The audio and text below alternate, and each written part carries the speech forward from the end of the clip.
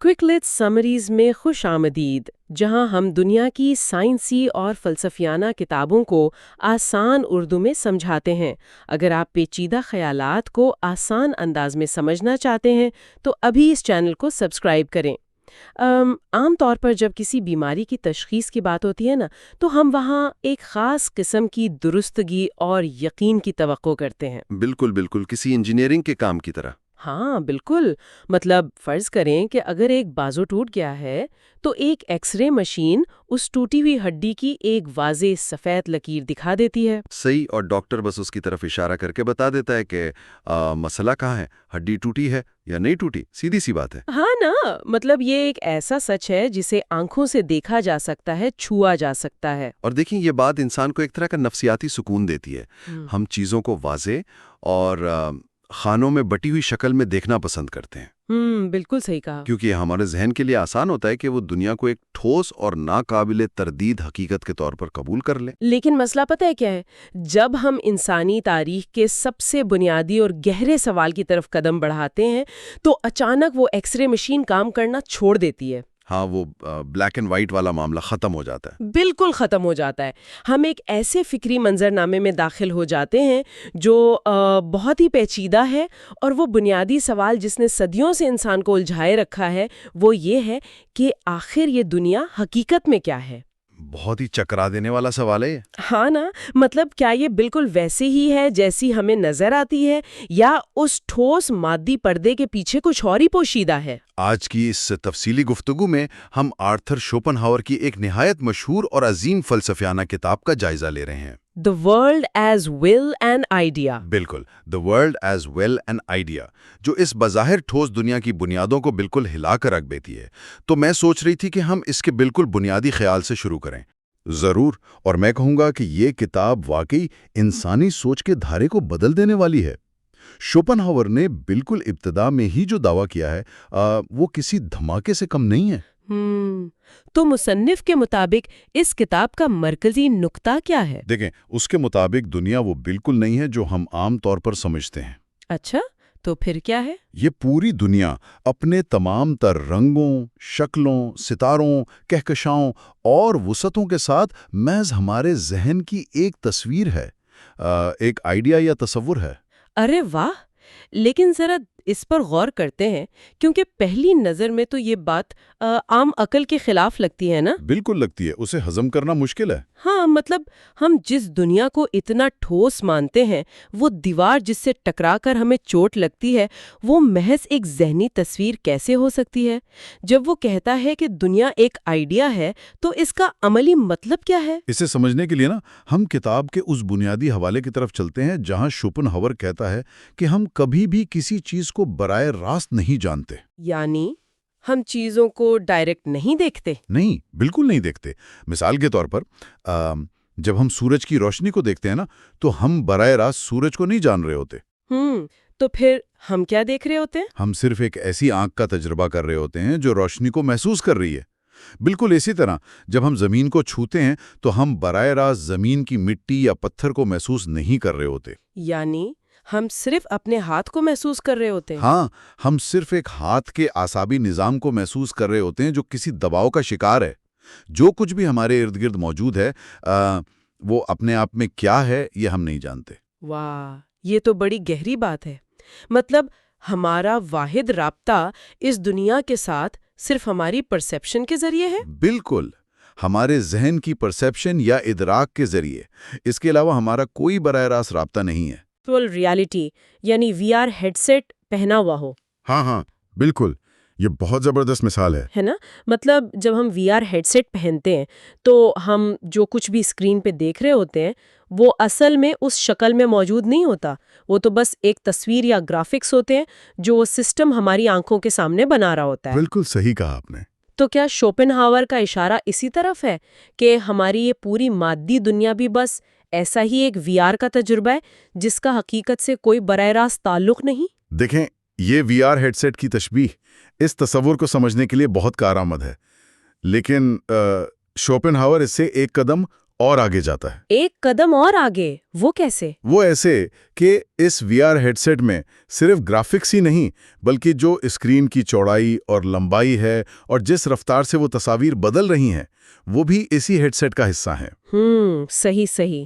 تو اسی طرح شوپنہاور کہتا ہے کہ وقت یعنی ٹائم اور جگہ یعنی اسپیس یہ بھی دنیا کی اپنی کوئی آزادانہ خصوصیات نہیں ہے۔ یہ مکان اور زمان تو ہمارے ذہن کے سافٹ ویئر کا حصہ ہیں۔ اچھا، یعنی وقت اور جگہ بھی باہر موجود نہیں ہے، وہ ہمارے دماغ کے اندر ہے؟ جی بالکل۔ ہم سمجھتے ہیں نا کہ کائنات ایک بہت بڑے ڈبے کی طرح ہے جس میں چیزیں رکھی ہیں اور وقت ایک گھڑی ہے جو ٹک ٹک کر کے چل رہی ہے۔ ہاں، عام طور پر تو ہم یہی سمجھتے ہیں۔ لیکن در حقیقت یہ دونوں چیزیں صرف وہ فریم ورک ہیں جن کے ذریعے ہمارا ذہن اس دنیا کے ڈیٹا کو ترتیب دیتا ہے۔ تو اگر یہ ساری دنیا، یہ ستارے اور یہاں تک کہ وقت اور جگہ بھی محض ایک ذہنی تصویر یا آئیڈیا ہیں اور ہم ایک وی آر کا تجربہ کر رہے ہیں، تو یہاں ایک بہت بڑا منطقی سوال کھڑا ہوتا ہے۔ جی، کیا سوال؟ اگر یہ سب ایک تصویر ہے تو اس تصویر کو دیکھنے والا بھی تو کوئی ہوگا نا؟ کوئی تو ہے جس نے وہ ہیڈ سیٹ پہنا ہوا ہے۔ بالکل۔ تصویر خود بخود ہوا میں تو نہیں لٹک رہی ہوتی۔ ہاں، اسے دیکھنے کے لیے ایک شعور کی ضرورت ہوتی ہے، کسی دماغ کی ضرورت ہوتی ہے۔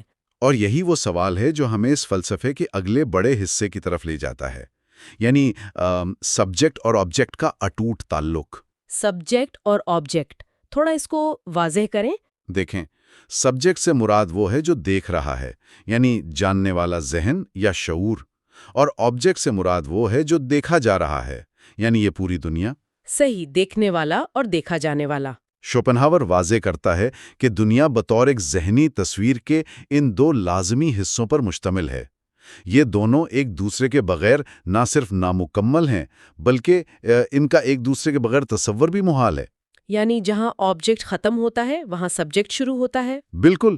دنیا صرف اسی وقت وجود میں آتی ہے جب کوئی آنکھ اسے دیکھتی ہے، چاہے وہ آنکھ کسی عظیم و شان جانور کی ہو یا کسی انتہائی چھوٹے سے کیڑے کی۔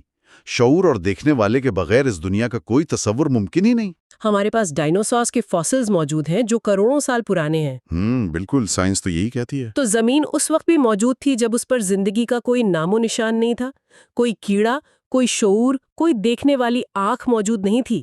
سائنس کہتی ہے کہ مادہ پہلے آیا، اربوں سال تک ارتقاء کا عمل چلا، اور شعور تو بہت بعد میں ایک بایولوجیکل حادثے کے طور پر پیدا ہوا۔ صحیح۔ تو پھر ہم یہ کیسے کہہ سکتے ہیں کہ شعور کے بغیر مادے یا دنیا کا کوئی وجود ہی نہیں؟ یہ تو مادیت پرستی یا مٹیریلزم کی پوری عمارت کو گرانے والی بات ہے۔ دیکھیں، یہ اعتراض بہت طاقتور اور اکثر سائنسدانوں کی طرف سے پیش بھی کیا جاتا ہے، لیکن شوپنہاور کے پاس اس کا ایک بہت گہرا اور ٹھوس جواب موجود ہے۔ اچھا، وہ کیا جواب دیتا ہے؟ وہ کہتا ہے کہ یہی وہ بنیادی غلطی ہے جو مادیت پرستی کرتی ہے، اور یہ غلطی ایک طرح کا فکری اندھا پن ہے۔ فکری اندھا پن؟ وہ کیسے؟ میں بتاتا ہوں۔ جب ہم کروڑوں سال پرانے ڈائناسورز یا اس وقت کی کائنات کا تصور کرتے ہیں جب کوئی انسان موجود نہیں تھا، تو ہم اصل میں کیا کر رہے ہوتے ہیں؟ ہم نادانستہ طور پر اپنے شعور کو اس وقت اور اس جگہ پر سمگل کر رہے ہوتے ہیں۔ شعور کو سمگل کر رہے ہوتے ہیں؟ یہ اصطلاح تھوڑی عجیب ہے، اس بات کو ذرا اور کھولیں۔ اچھا، اسے ایک فکری تجربے یا تھاٹ ایکسپیریمنٹ کے طور پر دیکھیں۔ مادیت پرست کہتا ہے کہ فرض کریں کائنات میں کوئی زندگی، کوئی شعور نہیں ہے، صرف ستارے اور پتھر ہیں۔ ہاں، جیسے بگ بینگ کے فوراً بعد کا وقت۔ بالکل، لیکن جب وہ یہ فرض کر رہا ہوتا ہے تو وہ ان ستاروں اور پتھروں کو کیسے دیکھ رہا ہے؟ اپنے ذہن میں سوچ رہا ہے؟ جی، وہ اپنے ذہن کی آنکھ سے اس غیر آباد دنیا کا ایک ماڈل بنا رہا ہے۔ وہ خود کو ایک غیر مرئی کیمرے کے طور پر کائنات میں لٹکا ہوا فرض کر کے ان ستاروں کو چمکتا ہوا دیکھ رہا ہے۔ اوہ واہ، یہ تو بہت زبردست بات ہے۔ یعنی وہ جس بغیر شعور والی دنیا کا دعویٰ کر رہا ہے، اس دعوے کے لیے بھی اسے ایک شعور، ایک سبجیکٹ کی ضرورت پڑ رہی ہے جو اس منظر کو اپنے ذہن میں ترتیب دے سکے۔ ارے واہ، یہ تو واقعی ایک لاجواب منطقی جال ہے۔ مطلب ہم کسی ایسی چیز کا تصور ہی نہیں کر سکتے جس کا تصور کرنے والا کوئی نہ ہو۔ بالکل صحیح پکڑا آپ نے۔ یعنی ہم جب بھی مادے کے تنہا وجود کی بات کرتے ہیں تو ہم خاموشی سے ایک دیکھنے والے کو فرض کر چکے ہوتے ہیں۔ میں واقعی اس بات سے بہت حیران ہوئی ہوں۔ ہاں، شوپنہاور کے نزدیک مادیت پرستی اپنی بنیاد میں ہی ایک تضاد رکھتی ہے۔ وہ سبب اور نتیجے یعنی کاز اینڈ ایفیکٹ کی زنجیر کو الٹا چلانے کی کوشش کرتی ہے۔ وہ کیسے؟ دیکھیں، وہ اس شعور کو مادے سے پیدا کرنے کی کوشش کرتی ہے جس شعور کے بغیر مادے کو خود سمجھا اور جانا ہی نہیں جا سکتا۔ بغیر کسی سبجیکٹ کے کسی بھی آبجیکٹ یا مادے کا وجود بالکل بے معنی ہے۔ یعنی یہ دونوں ایک ہی سکے کے دو رخ ہیں اور ہمیشہ اکٹھے ظاہر ہوتے ہیں۔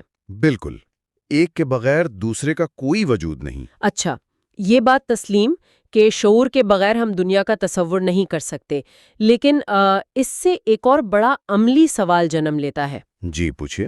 اگر سب کچھ میرے ذہن کے اندر ہے تو یہ سب اتنا منظم، اتنا ٹھوس اور حقیقت پسندانہ کیسے لگتا ہے؟ یہ واقعی اہم سوال ہے۔ مطلب جب میں چلتے ہوئے کسی دیوار سے ٹکراتی ہوں تو میرے سر پر چوٹ لگتی ہے اور خون نکل آتا ہے۔ وہ دیوار مجھے محض ایک خیال یا تصویر تو نہیں لگتی نا، وہ تو ایک انتہائی ظالم حقیقت لگتی ہے۔ بالکل، درد تو اصلی ہوتا ہے۔ تو ذہن کا وہ کون سا فریم ورک ہے جو خام معلومات کو اس شاندار اور دردناک حد تک حقیقی دنیا میں بدل دیتا ہے؟ اس کا جواب سمجھنے کے لیے ہمیں یہ دیکھنا ہوگا کہ ہمارا اعصابی نظام اور ہمارا فہم، جسے ہم انڈرسٹینڈنگ کہتے ہیں، وہ کیسے کام کرتے ہیں۔ صحیح۔ جب آپ کا سر دیوار سے ٹکراتا ہے تو اس لمحے حقیقت میں کیا ہوتا ہے؟ آپ کے سر کے اعصاب ایک اندھا، خام الیکٹرانک سگنل آپ کے دماغ کو بھیجتے ہیں۔ یعنی بس ایک کرنٹ سا دوڑتا ہے۔ جی، اس سگنل کا کوئی رنگ نہیں ہوتا، اس کی کوئی شکل نہیں ہوتی، اس میں دیوار نام کی کوئی چیز نہیں ہوتی، یہ صرف ایک خام احساس یا سینسیشن ہوتا ہے۔ تو پھر مجھے سامنے ایک اینٹوں کی بنی ہوئی ٹھوس دیوار کیوں نظر آتی ہے؟ کیونکہ ہمارا ذہن ان خام احساسات کو اسی طرح قبول نہیں کر سکتا۔ ہمارا فہم فوراً حرکت میں آتا ہے اور وہ ایک بنیادی اصول لاگو کرتا ہے۔ کون سا اصول؟ جسے ہم وجہ اور اثر یعنی کاز اینڈ ایفیکٹ کا قانون کہتے ہیں۔ دماغ اس اندھے سگنل کو محسوس کرتے ہی فوراً سوال کرتا ہے کہ اس احساس کی وجہ کیا ہے؟ یہ سگنل کہاں سے آیا؟ اچھا، دماغ فوراً وجہ تلاش کرتا ہے۔ بالکل، اور اس وجہ کو ایک منطقی شکل دینے کے لیے ہمارا دماغ فوراً مکان اور زمان کا استعمال کرتے ہوئے ہمارے سامنے ایک 3D چیز یعنی دیوار کو پیش کر دیتا ہے۔ واہ، یعنی دماغ خود وہ دیوار کھڑی کرتا ہے اس درد کو سمجھانے کے لیے؟ جی، وہ اس خام ڈیٹا کو ایک بیرونی ٹھوس چیز میں ترجمہ کر دیتا ہے تاکہ اس دردناک احساس کی کوئی منطقی وجہ بن سکے۔ میں اس عمل کو ایک اور مثال سے سمجھنے کی کوشش کرتی ہوں۔ ہم سب آج کل کمپیوٹرز اور ٹیکنالوجی استعمال کرتے ہیں نا، تو کیا یہ بالکل ایسا ہی ہے جیسے کسی کمپیوٹر کا پروسیسر کام کر رہا ہو؟ ہاں، آپ اسے اس طرح دیکھ سکتی ہیں۔ مطلب پروسیسر کے اندر تو صرف 0 اور 1، 0 اور 1 کے الیکٹرانک سگنلز دوڑ رہے ہوتے ہیں۔ اگر ہم ان سگنلز کو براہ راست دیکھیں تو وہ بالکل بے ہنگم اور بے معنی ہوں گے۔ بالکل، عام انسان کی تو سمجھ سے باہر ہوں گے۔ کا آپریٹنگ سسٹم ہوتا ہے جسے ہم OS کہتے ہیں، وہ ان بے ہنگم سگنلز کو پکڑتا ہے، انہیں پروسیس کرتا ہے اور ہماری اسکرین پر ایک نہایت خوبصورت اور بامعنی تصویر یا کسی گیم کا 3D منظر دکھا دیتا ہے۔ صحیح۔ اور ہم اسکرین کو دیکھ کر سمجھتے ہیں کہ شاید اس کے پیچھے تاروں کے اندر بھی ایسی ہی کوئی دنیا موجود ہے، جبکہ وہاں تو صرف 0 اور 1 کے سگنلز ہوتے ہیں۔ تو کیا ہمارا دماغ بھی یہی آپریٹنگ سسٹم ہے؟ یہ آپریٹنگ سسٹم کی مثال واقعی بہت شاندار ہے، لیکن اس میں ایک اور فلسفیانہ پہلو شامل کرنا ضروری ہے۔ وہ کیا؟ وہ یہ کہ کمپیوٹر کے پیچھے کم از کم تاریں اور سرکٹس تو موجود ہوتے ہیں جنہیں ہم چھو سکتے ہیں نا۔ ہاں، ہارڈ ویئر تو ہوتا ہے۔ لیکن شوپنہاور کے فلسفے میں جس چیز کو ہم مادہ یا میٹر کہتے ہیں وہ بھی اسی آپریٹنگ سسٹم کی پیداوار ہے۔ کتاب میں اس بات پر بہت زور دیا گیا ہے کہ مادہ دراصل اس وجہ اور اثر کی قوت کے سوا کچھ نہیں ہے۔ اچھا، یعنی مادے کا اپنا کوئی جامد وجود نہیں ہے؟ نہیں ہے۔ اسے یوں سمجھیے کہ ہم کسی بھی مادے چیز کو صرف تبھی پہچانتے ہیں جب وہ کوئی عمل یا ایکشن کرتی ہے یا کسی دوسری چیز پر اثر انداز ہوتی ہے۔ مطلب دیوار کی پہچان یہ ہے کہ وہ میرے سر کو آگے جانے سے روکتی ہے؟ بالکل، اور پانی کی پہچان یہ ہے کہ وہ پیاس بجھاتا ہے یا چیزوں کو گیلا کرتا ہے۔ مادے کی پوری حقیقت بس اس کا عمل اور رد عمل ہے۔ ہاں، یہ بات تو عقل میں آتی ہے۔ اور چونکہ عمل اور رد عمل، جسے ہم کازیلٹی کہتے ہیں، یہ مکمل طور پر ہمارے ذہن کا تیار کردہ فریم ورک ہے، اس لیے مادہ بھی خالصتاً ہمارے ذہن کی ہی ایک تصویر ہے۔ تو ہم اس پوری بحث کو ایک بہت ہی حیران کن مساوات میں سمیٹ سکتے ہیں میری سمجھ کے مطابق۔ جی بتائیے۔ ہم جس چیز کو بھی چھوتے ہیں، جس زمین پر ہم چلتے ہیں، وہ تمام تر تجربہ اپنی مکمل شکل میں محض ہمارے شعور کی اسکرین پر چلنے والی ایک فلم ہے۔ ہم کہہ سکتے ہیں کہ دنیا صرف اور صرف ایک ذہنی تصور کے برابر ہے۔ World is equal to idea. میں کہوں گا کہ یہ اس ساری بحث کا سب سے بنیادی اور ختمی نچوڑ ہے۔ اور دیکھیں، کوئی بھی سچائی سے فرار حاصل نہیں کر سکتا کہ ہم براہ راست صرف اپنے ذہن تک محدود ہیں۔ ہم اپنے ہی ذہن میں قید ہیں۔ ہم جس کائنات کو دوربینوں کے ذریعے دیکھتے ہیں نا، اور اربوں نوری سال کے فاصلے ناپتے ہیں، وہ پوری کی پوری کائنات اور اس کی وہ لامحدود وسعت دراصل ہمارے اس چھوٹے سے سر کے اندر موجود شعور کے دائرے میں قید ہے۔ یہ بہت سوچ کر واقعی رونگٹے کھڑے ہو جاتے ہیں۔ بالکل۔ ہمارا ذہن وقت کو ایک تسلسل کے طور پر استعمال کرتا ہے، جگہ کو چیزوں سے الگ کرنے کے لیے استعمال کرتا ہے، اور سبب کے قانون کو ان چیزوں کو آپس میں جوڑنے کے لیے۔ ان تینوں کے بغیر کوئی منظم دنیا موجود نہیں ہو سکتی۔ آج کا یہ گہرا مطالعہ واقعی سوچ کے نئے دروا کرنے والا تھا۔ ہم نے شوپن ہاور کے فلسفے کے ساتھ ایک بہت ہی گہرا فکری سفر کیا اور اس بنیادی سوال کو سمجھا کہ دنیا حقیقت میں کیا ہے۔ اور مجھے امید ہے کہ اب یہ تصور کافی حد تک واضح ہو گیا ہوگا۔ بالکل۔ ہم نے یہ جانا کہ پوری کائنات، آسمان پر چمکتے ہوئے ستارے، ہماری زمین کی گہرائیاں اور ہمارے ارد گرد کا ماحول محض ایک آئیڈیا یعنی تصور ہے۔ ہم نے دیکھا کہ سبجیکٹ اور آبجیکٹ کا باہمی تعلق کتنا گہرا ہے، اور کس طرح دیکھنے والے کے بغیر دیکھے جانے والے کا وجود ایک منطقی تضاد ہے۔ صحیح۔ ہم نے یہ بھی سمجھا کہ مادیت پرستی کس طرح اپنے ہی جال میں پھنس جاتی ہے، اور ہمارا فہم مکان زمان اور سبب کے قوانین استعمال کر کے ان اندھے احساسات کو ایک منظم اور ٹھوس دنیا کا روپ دیتا ہے۔ اور اس پورے سفر میں یہ بات سب سے زیادہ اہمیت کی حامل رہی کہ ہم اسکرین پر چلنے والے اس 3D منظر کو ہی حتمی حقیقت ماننے کی غلطی نہ کریں، کیونکہ جیسا کہ ہم نے بات کی، یہ صرف ذہن کا وہ فریم ورک ہے جو ہمیں چیزوں کو سمجھنے میں مدد دیتا ہے۔ تو پھر یہاں ایک زبردست تجسس اور ایک نیا سوال پیدا ہوتا ہے۔ جی۔ اگر یہ پورے دنیا جو ہمیں اتنی ٹھوس، اتنی حقیقی اور اتنی مستقل لگتی ہے، یہ محض ہمارے ذہن کی پیدا کردہ ایک تصویر ہے، وہ VR ہیڈ سیٹ کا منظر ہے، وہ کمپیوٹر کی اسکرین پر چلنے والا ایک آپریٹنگ سسٹم ہے، تو پھر اس تصویر کے پیچھے اصل چیز کیا ہے؟ یعنی اسکرین کے پیچھے کیا چل رہا ہے؟ ہاں، اسکرین کے پیچھے کیا ہے؟ وہ کون سی طاقت یا حقیقت ہے جو ان تمام خام احساسات کو جنم دے رہی ہے؟ اگلے حصے میں ہم اس کتاب کے سب سے دھماکہ خیز تصور کی طرف بڑھیں گے اور سمجھیں گے کہ وہ پوشیدہ طاقت جسے شوپن ہاور ول یا ارادہ کہتا ہے، آخر کیا ہے، اور یہ اس دنیا کی اصل اور حتمی حقیقت کیوں ہے۔ وہ حصہ واقعی بہت زبردست ہونے والا ہے۔ بالکل۔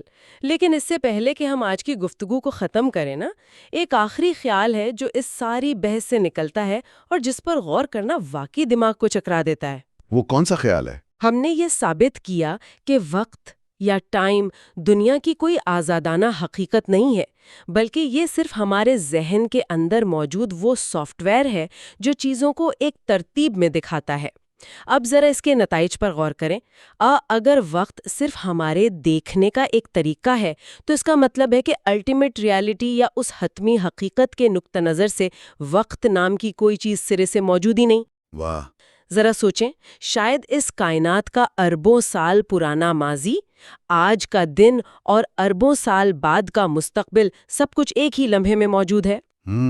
سب کچھ ابھی اور یہیں ہے۔ یا شاید وقت کا واقعی کوئی وجود ہی نہیں، یہ صرف وہ اینک ہے جس کے ذریعے ہمارا محدود ذہن اس لامحدود کائنات کی حقیقت کو چھوٹے چھوٹے قابل برداشت ٹکڑوں میں کاٹ کر دیکھنے پر مجبور ہے تاکہ ہم پاگل نہ ہو جائیں۔ یہ بہت گہرا اور خوفناک خیال ہے۔ ہے نا؟ شاید اس اینک کے بغیر سب کچھ صرف ایک ابدی نہ ختم ہونے والا آج ہے۔ اس پردے کے پیچھے موجود اصلی حقیقت کی کھوج کے لیے ہماری اگلی نشست کا انتظار کیجیے گا۔ اس چینل کو سبسکرائب کرنا نہ بھولیں تاکہ ہم سب مل کر فلسفے کو ذرا آسان انداز میں سمجھ سکیں۔ تو آج کی اس تفصیلی گفتگو میں ہم ایک بہت ہی عجیب اور سچی بات پر غور کرنے والے ہیں۔ مطلب ہم سب زندگی میں کبھی نہ کبھی کسی چیز کو پانے کے لیے مہینوں یا سالوں تک پاگلوں کی طرح محنت کرتے ہیں نا؟ ہاں بالکل ایسا ہی ہوتا ہے۔ کوئی خاص نوکری ہو سکتی ہے یا کوئی گاڑی یا کچھ بھی۔ بالکل، اور ہم سوچتے ہیں کہ بس یہ مل جائے تو زندگی میں مکمل سکون آ جائے گا۔ لیکن جب وہ چیز مل جاتی ہے تو کچھ دن تو بڑا سرور رہتا ہے، پھر اچانک وہ خوشی غائب ہونے لگتی ہے، اور اس کی جگہ ایک عجیب سی بوریت اور اکتاہٹ لے لیتی ہے۔ پھر ہمارا ذہن فوراً کسی نئے ہدف کی طرف دوڑ پڑتا ہے۔ ہاں، تو میں یہی سوچ رہا تھا کہ کیا یہ ہماری کوئی نفسیاتی خامی ہے یا پھر ہم کسی اندھی کائناتی طاقت کے ہاتھ میں محض ایک کٹ پتلی ہیں جو ہمیں کبھی مطمئن ہونے ہی نہیں دینا چاہتی؟ یہ بظاہر ایک عام سی الجھن لگتی ہے، لیکن اگر ہم اس کی تہوں میں جائیں نا تو یہ ہمیں کائنات کی سب سے گہری اور شاید خوفناک حقیقت کے سامنے کھڑا کر دیتی ہے۔ صحیح، اور اسی حقیقت تک پہنچنا آج کے ہمارے اس تفصیلی جائزے کا اصل مقصد ہے۔ پچھلی نشست میں جب ہم نے آرتھر شوپنہاور کے فلسفے کا جائزہ لینا شروع کیا تو ہم نے یہ سمجھا تھا کہ یہ دنیا محض ایک تصور ہے، یعنی ایک آئیڈیا ہے۔ جی ہاں، مطلب جو کچھ ہم دیکھتے، سنتے یا چھوتے ہیں وہ بس ہمارے ذہن کی اسکرین پر چلنے والی ایک فلم ہے۔ یعنی یہ بالکل ایسا ہے جیسے کسی بہت ہی شاندار کار کا چمکدار رنگ اور ڈیزائن جو صرف ہماری آنکھوں کو اچھا لگتا ہے، وہ محض ایک ظاہری خول ہے۔ دیکھیں، اس ظاہری خول کو سمجھنا تو پہلا قدم تھا نا، لیکن شوپنہاور کا فلسفہ یہی نہیں رکتا۔ وہ کہتا ہے کہ اگر ہم صرف اس بیرونی سطح پر رک گئے تو ہم نے کچھ بھی نہیں سمجھا۔ یعنی اگر دنیا صرف ایک تصویر یا آئیڈیا ہے تو اس تصویر کے پیچھے کیا ہے؟ بالکل، اور آج کا ہمارا مشن اس کار کے بونٹ کو کھولنا اور اس کے نیچے چھپے ہوئے اس طاقتور، شور مچاتے ہوئے اور بے چین انجن کو دیکھنا ہے جو دراصل اس پوری کائنات کو چلا رہا ہے۔ شوپنہاور اس انجن کو ول یعنی ارادے کا نام دیتا ہے۔ تو چلیں اس بات کی تہہ تک پہنچتے ہیں۔ اگر یہ دنیا محض ہمارے ذہن کی بنائی ہوئی ایک تصویر نہیں ہے اور اس کے پیچھے واقعی کوئی اصل حقیقت موجود ہے تو سب سے پہلا سوال تو یہ پیدا ہوتا ہے کہ ہم اس حقیقت تک پہنچ کیسے سکتے ہیں؟ یہ ایک بہت اہم سوال ہے، کیونکہ ہم تو کائنات کی ہر چیز کو اپنے حواس کے ذریعے صرف باہر سے دیکھتے ہیں نا، تو پھر اس پردے کے پیچھے جھانکنے کا راستہ کہاں سے ملے گا؟ شوپنہاور کے مطابق اس کا معمہ حل کرنے کی کنجی ستاروں یا گہکشاؤں میں نہیں ہے، بلکہ وہ ہمارے اپنے پاس موجود ہے، اور وہ کنجی ہے ہمارا اپنا جسم۔ ہمارا جسم؟ مطلب وہ کیسے؟ دیکھیں، جب ہم دنیا کی ہر دوسری چیز کو دیکھتے ہیں، چاہے وہ درخت ہو یا کوئی دوسرا انسان، ہم اسے صرف باہر سے ایک مادی شے کے طور پر دیکھتے ہیں، یعنی بطور آئیڈیا۔ ہم نہیں جانتے کہ ایک درخت اندر سے کیا محسوس کرتا ہے، لیکن ہمارا اپنا جسم وہ واحد چیز ہے جسے ہم دو بالکل مختلف طریقوں سے جانتے ہیں۔ یہ بات تھوڑی پیچیدہ لگ رہی ہے۔ دو مختلف طریقوں سے جاننے کا کیا مطلب ہے؟ ہاں، ایک طرف تو آپ کا جسم خلا میں موجود ایک مادی چیز ہے نا، اس کا ایک وزن ہے، ایک خاص شکل ہے، اور آئینے میں دیکھیں تو یہ کسی بھی دوسری مادی چیز کی طرح فزکس کے قوانین کے تحت کام کرتا ہے۔ صحیح، یہ پہلو تو جسم کا بطور آئیڈیا ہو گیا، ہم اسے باہر سے دیکھ رہے ہیں۔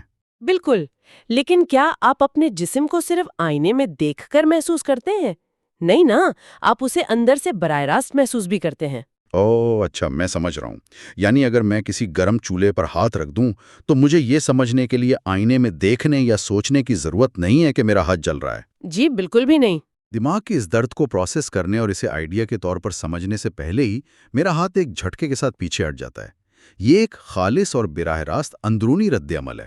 بالکل درست، وہ جو اندرونی، براہ راست اور بے ساختہ محسوس کرنے والا عمل ہے نا، وہ جو آپ کے ہاتھ کو پیچھے کھینچنے والی فورس ہے، وہی دراصل ول ہے۔ ارے واہ! شوپنہاور یہ واضح کرتا ہے کہ ہمارے جسم کی حرکت اور ہمارے نام نہاد ارادے کے درمیان کوئی سبب اور اثر یعنی کاز اینڈ ایفیکٹ کا رشتہ نہیں ہے۔ مطلب ہم تو عام طور پر سوچتے ہیں کہ پہلے دماغ میں کوئی ارادہ پیدا ہوا اور پھر اس نے جسم کو حکم دیا۔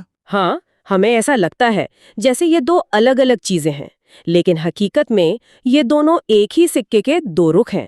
جسمانی عمل اور کچھ نہیں بلکہ اسی ارادے کا ظاہری روپ ہے۔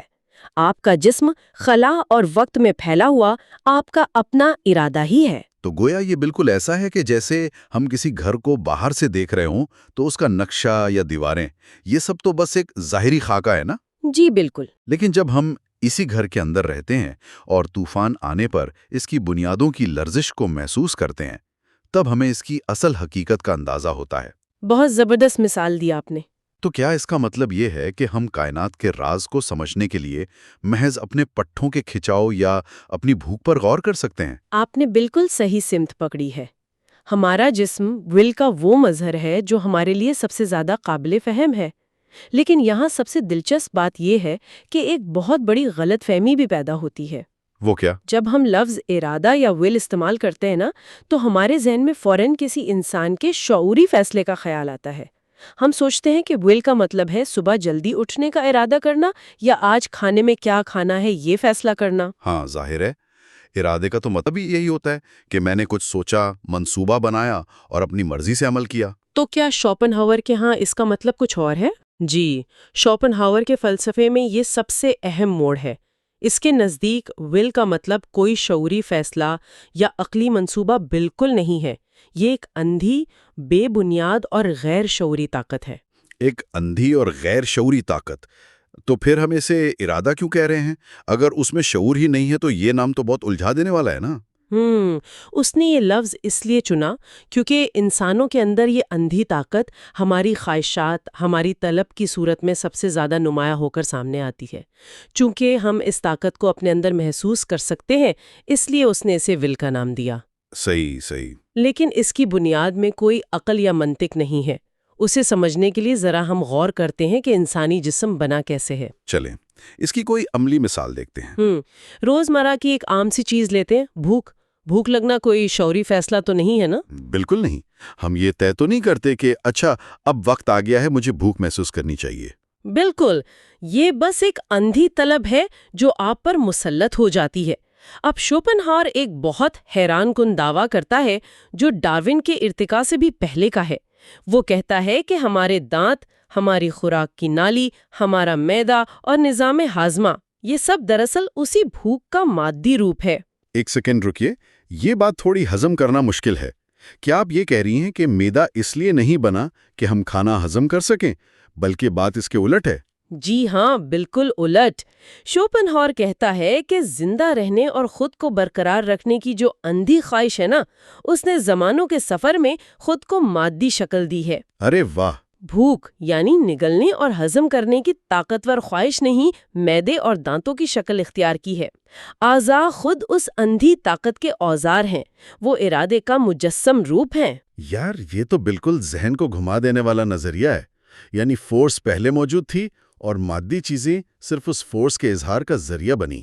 جی، اور اگر ہم نسل کو آگے بڑھانے کی خواہش کی بات کریں تو ہم انسان اکثر اسے رومانس اور محبتوں کے غلافوں میں لپیٹ دیتے ہیں۔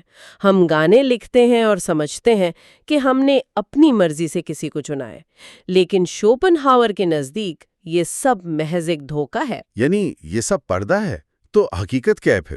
حقیقت میں نسل کو آگے بڑھانا ول کے زندگی کو برقرار رکھنے کے سب سے طاقتور اصرار کی مثال ہے۔ یہ وہ اندھی طاقت ہے جو ہر حال میں اس نسل کو آگے بڑھانا چاہتی ہے۔ یہ کوئی شعوری فیصلہ نہیں ہے بلکہ ول کا اپنی بقا کے لیے کھیلا گیا ایک کھیل ہے۔ مطلب وہ ہماری عقل کو استعمال کر کے ہمیں یہ یقین دلاتی ہے کہ ہم اپنی خوشی کے لیے کچھ کر رہے ہیں۔ بالکل، جبکہ حقیقت میں ہم صرف اس کے کائناتی ایجنڈے کو پورا کر رہے ہوتے ہیں۔ تو ول کا سیدھا سا مطلب ہے زندگی کی بنیادی اور اندھی طاقت۔ سوچ رہے ہوتے ہیں کہ ہم اپنی مرضی سے فیصلے کر رہے ہیں، اپنا کیریئر چن رہے ہیں، تو حقیقت میں ہم صرف اس اندھی طاقت کی کٹ پتلی ہیں۔ جی، اس فلسفے کی گہرائی اور تلخی یہی ہے شوپنہاور کہتا ہے کہ ہمارا دماغ اور ذہانت بہت بات کی پیداوار ہے۔ جب ول کو زندہ رہنے کے لیے بہتر نظام چاہیے تھا تو اس نے عقل کو ایک ہتھیار کے طور پر پیدا کیا۔ یعنی آقا ہمیشہ ول ہی رہتی ہے اور عقل اس کی غلام ہے۔ بالکل، عقل ہمیں دنیا کو آئیڈیا کے طور پر دکھاتی ہے، لیکن اس مشین کو چلانے والا اصل اندھا انجن وہی ول ہے۔ یہاں آ کر بحث ایک بہت نازک موڑ لیتی ہے۔ اگر یہ ول واقعی زندہ رہنے کی بھوک ہے تو کیا یہ طاقت صرف انسانوں یا جانوروں تک ہی محدود ہے؟ کیونکہ ان میں ہی ہم زندہ رہنے کی تڑپ دیکھتے ہیں۔ کائنات کے ذرے ذرے میں موجود ہے۔ پودوں کا روشنی کی طرف بڑھنا، ان کی جڑوں کا پانی کی تلاش میں مٹی کا سینہ چیرنا، یہ سب ول کی ہی شکلیں ہیں۔ پودوں تک تو بات پھر بھی سمجھ آتی ہے کہ ان میں جان ہوتی ہے، لیکن تھوڑا رکیے، میں یہاں سختی سے اختلاف کروں گا۔ شوپنہاور تو اسے بے جان چیزوں پر بھی لاگو کرتا ہے نا؟ میگناطیس کا لوہے کو کھینچنا یا کشش ثقل کے زیر اثر پتھر کا گرنا، یہ تو خالص فزکس ہے۔ ہاں، یہ فزکس ہے۔ تو پھر ہمارے پاس نیوٹن اور آئنسٹائن کے قوانین موجود ہیں۔ سائنس بتاتی ہے کہ یہ سب کمیت اور فاصلے کا نتیجہ ہے۔ تو کیا ہم ایک پتھر کے گرنے کو انسان کی شعوری خواہشات کے برابر قرار دے سکتے ہیں؟ کیا یہ سائنس پر زبردستی کا فلسفیانہ رنگ نہیں ہے؟ آپ کا اعتراض بالکل بجا ہے، اور سائنس اور فلسفے کا فرق یہی نمایاں ہوتا ہے۔ دیکھیں، سائنس کا دائرہ کار کیا ہے؟ سائنس ہمیں بتاتی ہے کہ چیزیں کیسے گرتی ہیں، وہ قوانین فطرت بنا کر دیتی ہے۔ صحیح۔ لیکن کوئی بھی سائنسدان آپ کو یہ نہیں بتا سکتا کہ وہ چیزیں آخر کیوں گرتی ہیں، مادے کے اندر وہ کون سی اندرونی بے چینی ہے، وہ فورس اصل میں ہے کیا جو ایک ذرے کو دوسرے ذرے کی طرف کھینچ رہی ہے۔ اچھا، یعنی سائنس صرف ظاہری عمل کی وضاحت کرتی ہے، اس کے اندرونی محرک کی نہیں۔ 100% درست۔ شوپنہاور کہتا ہے کہ پتھر کا گرنے کا وہ اندھا اصرار، مغناطیس کی بے چینی کشش اور انسان کا کسی مقصد کی طرف بھاگنا، یہ سب ایک ہی طاقت کے مختلف روپ ہیں۔ اصل میں ارادہ ایک ہی ہے۔ مطلب صرف اس کے ظاہر ہونے کے درجات مختلف ہیں۔ بالکل، ایک پتھر میں وہ بہت نچلے درجے پہ ظاہر ہوتی ہے، پودوں میں پیچیدگی تھوڑی بڑھ جاتی ہے، اور انسانوں میں آ کر وہ شعور کے ساتھ ظاہر ہوتی ہے، لیکن وہ اندرونی دھڑکن، وہ پش ایک ہی ہے۔ یہ تو کمال کا تصور ہے۔ اس کا مطلب تو یہ ہوا کہ پوری کائنات دراصل ایک ہی دھڑکن پر رقص کر رہی ہے۔ انسان کا محبت کے لیے تڑپنا، شیر کا شکار پر جھپٹنا، یہ سب ایک ہی دھن کے ساز ہیں۔ بالکل، اور چونکہ یہ سب ایک ہی طاقت کے مختلف روپ ہیں، اس لیے پوری فطرت میں ہر وقت ایک نہ ختم ہونے والا تصادم اور جنگ بھی جاری رہتی ہے۔ ہر چیز دوسری چیز کی جگہ پر قبضہ کرنا چاہتی ہے۔ کیونکہ سب کے اندر وہی ایک بھوکی طاقت موجود ہے جو صرف خود کو پھیلانا چاہتی ہے۔ تو اگر کائنات کی ہر چیز اس اندھی طاقت کے زیر اثر ہے، تو قدرتی طور پر ذہن میں سوال آتا ہے کہ اس طاقت کی منزل کیا ہے، یا آخر چاہتی کیا ہے؟ یہاں شوپنہاور ایک بہت گہری اور قدرے تاریک حقیقت بیان کرتا ہے۔ چونکہ ہم نے شروع میں طے کیا تھا کہ یہ اندھی طاقت ہے، اس کی کوئی منصوبہ بندی نہیں ہے۔ تو اس کی کوئی حتمی منزل بھی نہیں ہے؟ بالکل نہیں ہے۔ اس کا کوئی ایسا آخری مقام نہیں ہے جہاں جا کر اسے سکون مل جائے۔ اس کی فطرت صرف چاہنا اور جد و جہد کرنا ہے۔ یہ ایک لامتناہی دوڑ ہے۔ یہ بات ہمیں واپس ہمارے شروع والے سوال کی طرف لے آتی ہے، وہ جو میں نے مثال دی تھی کہ جب ہم کوئی ہدف حاصل کر لیتے ہیں تو فوراً بیزار کیوں ہو جاتے ہیں؟ جی، یعنی شوپنہاور کے مطابق جو ہی ہماری ایک خواہش پوری ہوتی ہے، یہ ول کی فطرت ہے کہ وہ فوراً کسی نئی خواہش کو جنم دے دیتی ہے۔ بالکل ایسا ہی ہے۔ اس نے زندگی کو ایک پینڈولم کی طرح قرار دیا ہے جو دو انتہاؤں کے درمیان مسلسل جھولتا رہتا ہے۔ ایک طرف تکلیف ہے اور دوسری طرف بوریت یا اکتاہٹ ہے۔ اس پینڈولم کو ذرا مزید کھول کر بیان کریں، یہ چکر کام کیسے کرتا ہے؟ دیکھیں، جب ہمیں کسی چیز کی خواہش ہوتی ہے نا، تو وہ خواہش اس بات کا ثبوت ہوتی ہے کہ ہمارے پاس کسی چیز کی کمی ہے، اور ہر طلب اپنے اندر ایک تکلیف رکھتی ہے۔ ہم اس تکلیف کو دور کرنے کی جد و جہد کرتے ہیں۔ صحیح۔ پھر جب خواہش پوری ہو جاتی ہے اور تکلیف ختم ہوتی ہے تو ہم سمجھتے ہیں ہمیں خوشی مل گئی، لیکن وہ عارضی ہوتی ہے۔ جلد ہی اس اطمینان کی جگہ ایک ہولناک بوریت لے لیتی ہے، کیونکہ ول کو تو سکون میں رہنا آتا ہی نہیں ہے۔ اور پھر اس بوریت سے بچنے کے لیے ہم نئی خواہش پال لیتے ہیں۔ بالکل، اور پینڈولم دوبارہ تکلیف کی طرف جھول جاتا ہے۔ یہ چکر موت تک چلتا رہتا ہے۔ یہ واقعی ہماری طرز زندگی کا بالکل درست خاکہ ہے۔ ہم سوشل میڈیا پر مسلسل سکرولنگ کیوں کرتے ہیں؟ ایک ویڈیو کے بعد دوسری ویڈیو، کیونکہ ہم ایک سیکنڈ بھی بوریت کا سامنا نہیں کرنا چاہتے۔ بالکل ایسا ہی ہے۔ یا پھر وہ احساس جب آپ چھٹیوں سے واپس آتے ہیں، جسے پوسٹ ویکیشن بلوز کہتے ہیں۔ ساحل سمندر پر سب پرفیکٹ تھا، لیکن چند دن بعد دل کہتا ہے اچھا اب آگے کیا؟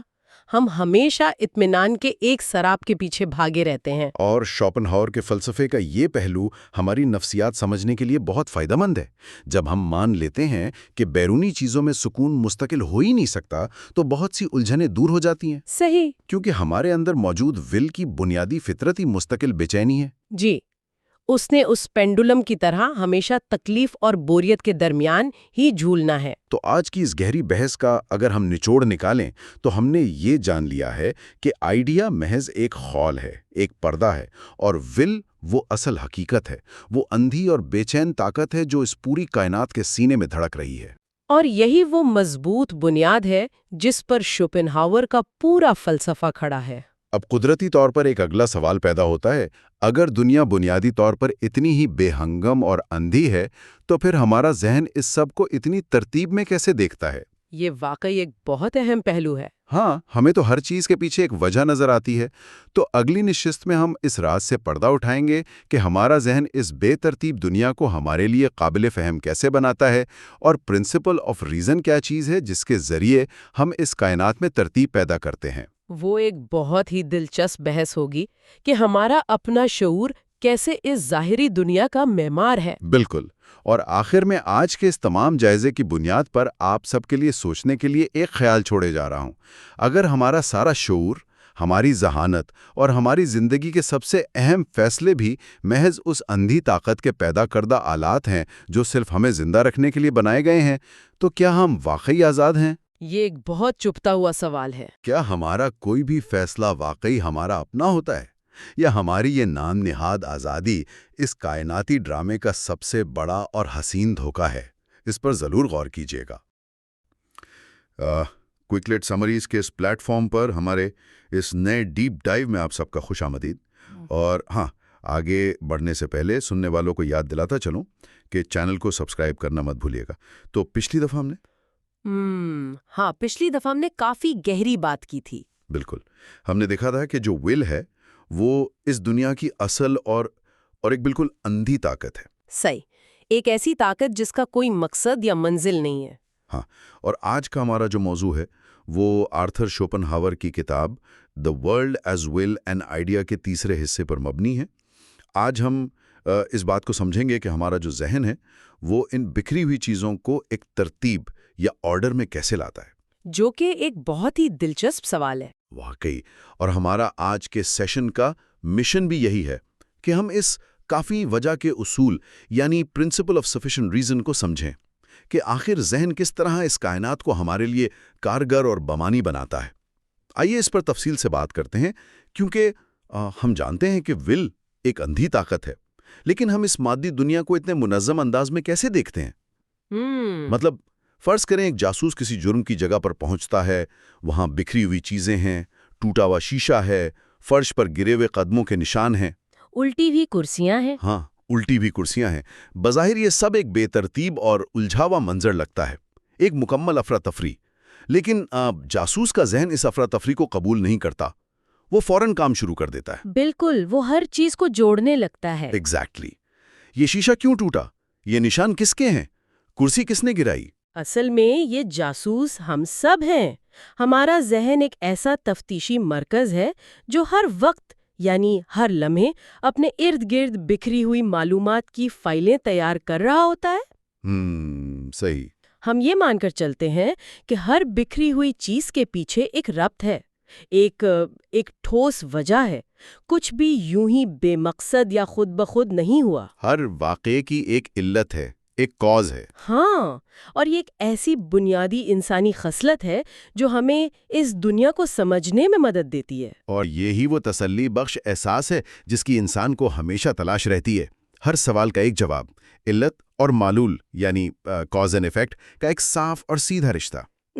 لیکن جب ہم فلسفے کی ان پیچیدہ گھاٹیوں میں اترتے ہیں جہاں معاملات فوراً الجھ جاتے ہیں تو یہ جاسوسی کا عمل ایک بالکل نیا رخ اختیار کر لیتا ہے۔ اگر ول اتنی اندھی طاقت ہے تو ہم اس بکھری ہوئی مادی دنیا کو اتنی بہترین ترتیب میں کیسے دیکھتے ہیں؟ اس گتھی کو سلجھانے کے لیے ہی شوپنہاور نے ایک تصور پیش کیا جسے وہ کوزا وجہ کا اصول یعنی پرنسپل آف سفیشینٹ ریزن کہتا ہے۔ اچھا، سادہ الفاظ میں یہ وہ اصول ہے جس کے تحت ہمارا ذہن بکھرے ہوئے ٹکڑوں کو سمیٹ کر انہیں بمانی بناتا ہے۔ اسے اس طرح سمجھا جا سکتا ہے کہ دنیا بذات خود کوئی ترتیب نہیں رکھتی۔ دنیا میں خود کوئی ترتیب نہیں ہے؟ نہیں، بلکہ یہ ہمارا ذہن ہے جو اس پر ترتیب کا نفاذہ کرتا ہے۔ مجھے اس بات پہ تھوڑی الجھن ہو رہی ہے۔ کیا اس کا مطلب یہ ہے کہ کائنات بظاہر خود کوئی ترتیب نہیں رکھتی؟ بالکل یہی مطلب ہے۔ لیکن ہماری روزمرہ کی زندگی میں تو ہم ہر چیز کو ایک وجہ کے ساتھ جوڑتے ہیں۔ اگر جنگل میں آگ لگتی ہے تو ہم فوراً نتیجہ آخذ کرتے ہیں کہ کسی نے ماچس پھینکی ہوگی یا آسمانی بجلی گری ہوگی، یا شدید گرمی سے سوکھے پتوں میں رگڑ پیدا ہوئی ہوگی۔ ہاں، اگر بارش ہوتی ہے تو بادلوں کا بننا اس کی وجہ ہے۔ ہم تو یہی سمجھتے ہیں کہ یہ کاز اینڈ ایفیکٹ کائنات کے اندر خود سے موجود ہے، ایک طبعی قانون کی طرح۔ دیکھیں، ہم سمجھتے ضرور ہیں، لیکن شوپنہاور کے مطابق یہ علت اور معلول کا نظام کائنات کے اندر بائی ڈیفالٹ موجود نہیں ہے۔ اچھا، یہ اصول دراصل ہمارے اپنے ذہن کا ایک آئینہ ہے۔ ذہن جو کہ دنیا کو جاننے والا سبجیکٹ ہے، وہ دنیا کی اندھی اور بے ترتیب طاقتوں پر ایک منظم ترتیب مسلط کرتا ہے۔ یعنی ہم دنیا کو ویسا نہیں دیکھتے جیسی وہ اصل میں ہے؟ نہیں، ہم اسے ویسا دیکھتے ہیں جیسا ہمارا ذہن اسے پروسیس کرنے کے بعد ہمیں دکھاتا ہے۔ ایک منٹ، اگر یہ ترتیب صرف ہمارے ذہن میں ہے تو کیا باہر کی دنیا میں صرف ایک اندھا طوفان چل رہا ہے؟ ہاں، ایک اندھی طاقت کا طوفان۔ کیا ہم حقیقت کو ویسا نہیں دیکھ رہے جیسی وہ واقعی ہے؟ یہ تو بڑی بے چینی پیدا کرنے والی بات ہے۔ اصل میں حقیقت کو اس کی خالص اور انفلٹرڈ شکل میں دیکھنا شاید انسانی ذہن کے لیے ممکن ہی نہیں ہے۔ ذہن کو اس دنیا میں زندہ رہنے اور اسے سمجھنے کے لیے اس کافی وجہ کے اصول کی شدید ضرورت ہوتی ہے۔ اگر ذہن یہ ترتیب نہ بنائے تو ہمارے پاس صرف بے ترتیب احساسات، رنگوں، آوازوں اور لمس کا ایک ایسا طوفان ہوگا جس کا کوئی سر پیر نہ ہو۔ اوہ واو! ذہن اس خام مال کو لیتا ہے اور اسے علت اور معلول کے خانوں میں ترتیب دیتا ہے تاکہ دنیا ہمارے لیے قابل فہم بن سکے۔ یہ بات ہضم کرنا قدرے مشکل ہے۔ اگر ذہن ہی ہر چیز کو ایک وجہ کے ساتھ جوڑ رہا ہے اور یہ ساری سخت یعنی سٹرکچر بنا رہا ہے تو وہ عملی طور پر یہ کام کیسے کرتا ہے؟ اچھا سوال ہے۔ آخر ذہن کے پاس وہ کون سے اوزار ہیں جن سے وہ اس بے ترتیب طوفان کو ایک قابل فہم مادی دنیا میں بدل دیتا ہے؟ اس سوال کا جواب دینے کے لیے شوپنہاور بتاتا ہے کہ ذہن کے پاس دو انتہائی بنیادی اوزار ہیں، وقت یعنی ٹائم اور جگہ یعنی اسپیس۔ ٹائم اور اسپیس؟ ہاں، اور ان دونوں کے ملاپ سے وہ تیسری چیز تخلیق کرتا ہے جسے ہم مادہ یعنی میٹر کہتے ہیں۔ یہاں ایک اہم تفریق کرنا ضروری ہے۔ ہم عام طور پر مادے کو ایک آزاد اور ٹھوس حقیقت مانتے ہیں۔ بالکل۔ لیکن شوپنہاور کے نزدیک مادہ ذہن کی ہی ایک پیداوار ہے۔ وقت اور جگہ مل کر مادہ کیسے بنا سکتے ہیں؟ ہم تو مادے کو ایک ٹھوس چیز مانتے ہیں، جیسے لکڑی، لوہا یا یہ مائکروفون جس میں ہم بول رہے ہیں۔ اسے ذہن کی تخلیق کیسے کہا جا سکتا ہے؟ اسے اس طرح دیکھیں، اگر جگہ یا اسپیس نہ ہو تو کیا ہوگا؟ ہر چیز ایک ہی مقام پر سمٹ جائے گی، کوئی فاصلہ نہیں ہوگا، کوئی دائیں بائیں اوپر یا نیچے نہیں ہوگا۔ جگہ کا بنیادی کام یہ ہے کہ وہ چیزوں کو ایک دوسرے سے الگ کرتی ہے تاکہ ہم انہیں پہچان سکیں۔ صحیح، سمجھ رہا ہوں۔ اسی طرح اگر وقت یا ٹائم نہ ہو تو کیا ہوگا؟ اگر وقت نہ ہو تو سب کچھ ایک ہی لمحے میں منجمد ہو جائے گا، کوئی تبدیلی نہیں ہوگی، سب کچھ رکا ہوا ہوگا۔ بالکل، اور وقت کا کام اسی تبدیلی کو ریکارڈ کرنا ہے۔ جب تبدیلی ہوتی ہے تبھی علت اور معلول جنم لیتے ہیں۔ پہلے بادل آئے، پھر بارش ہوئی۔ ایگزیکٹلی، یہ پہلے اور بعد کا تصور وقت کے بغیر ممکن ہی نہیں۔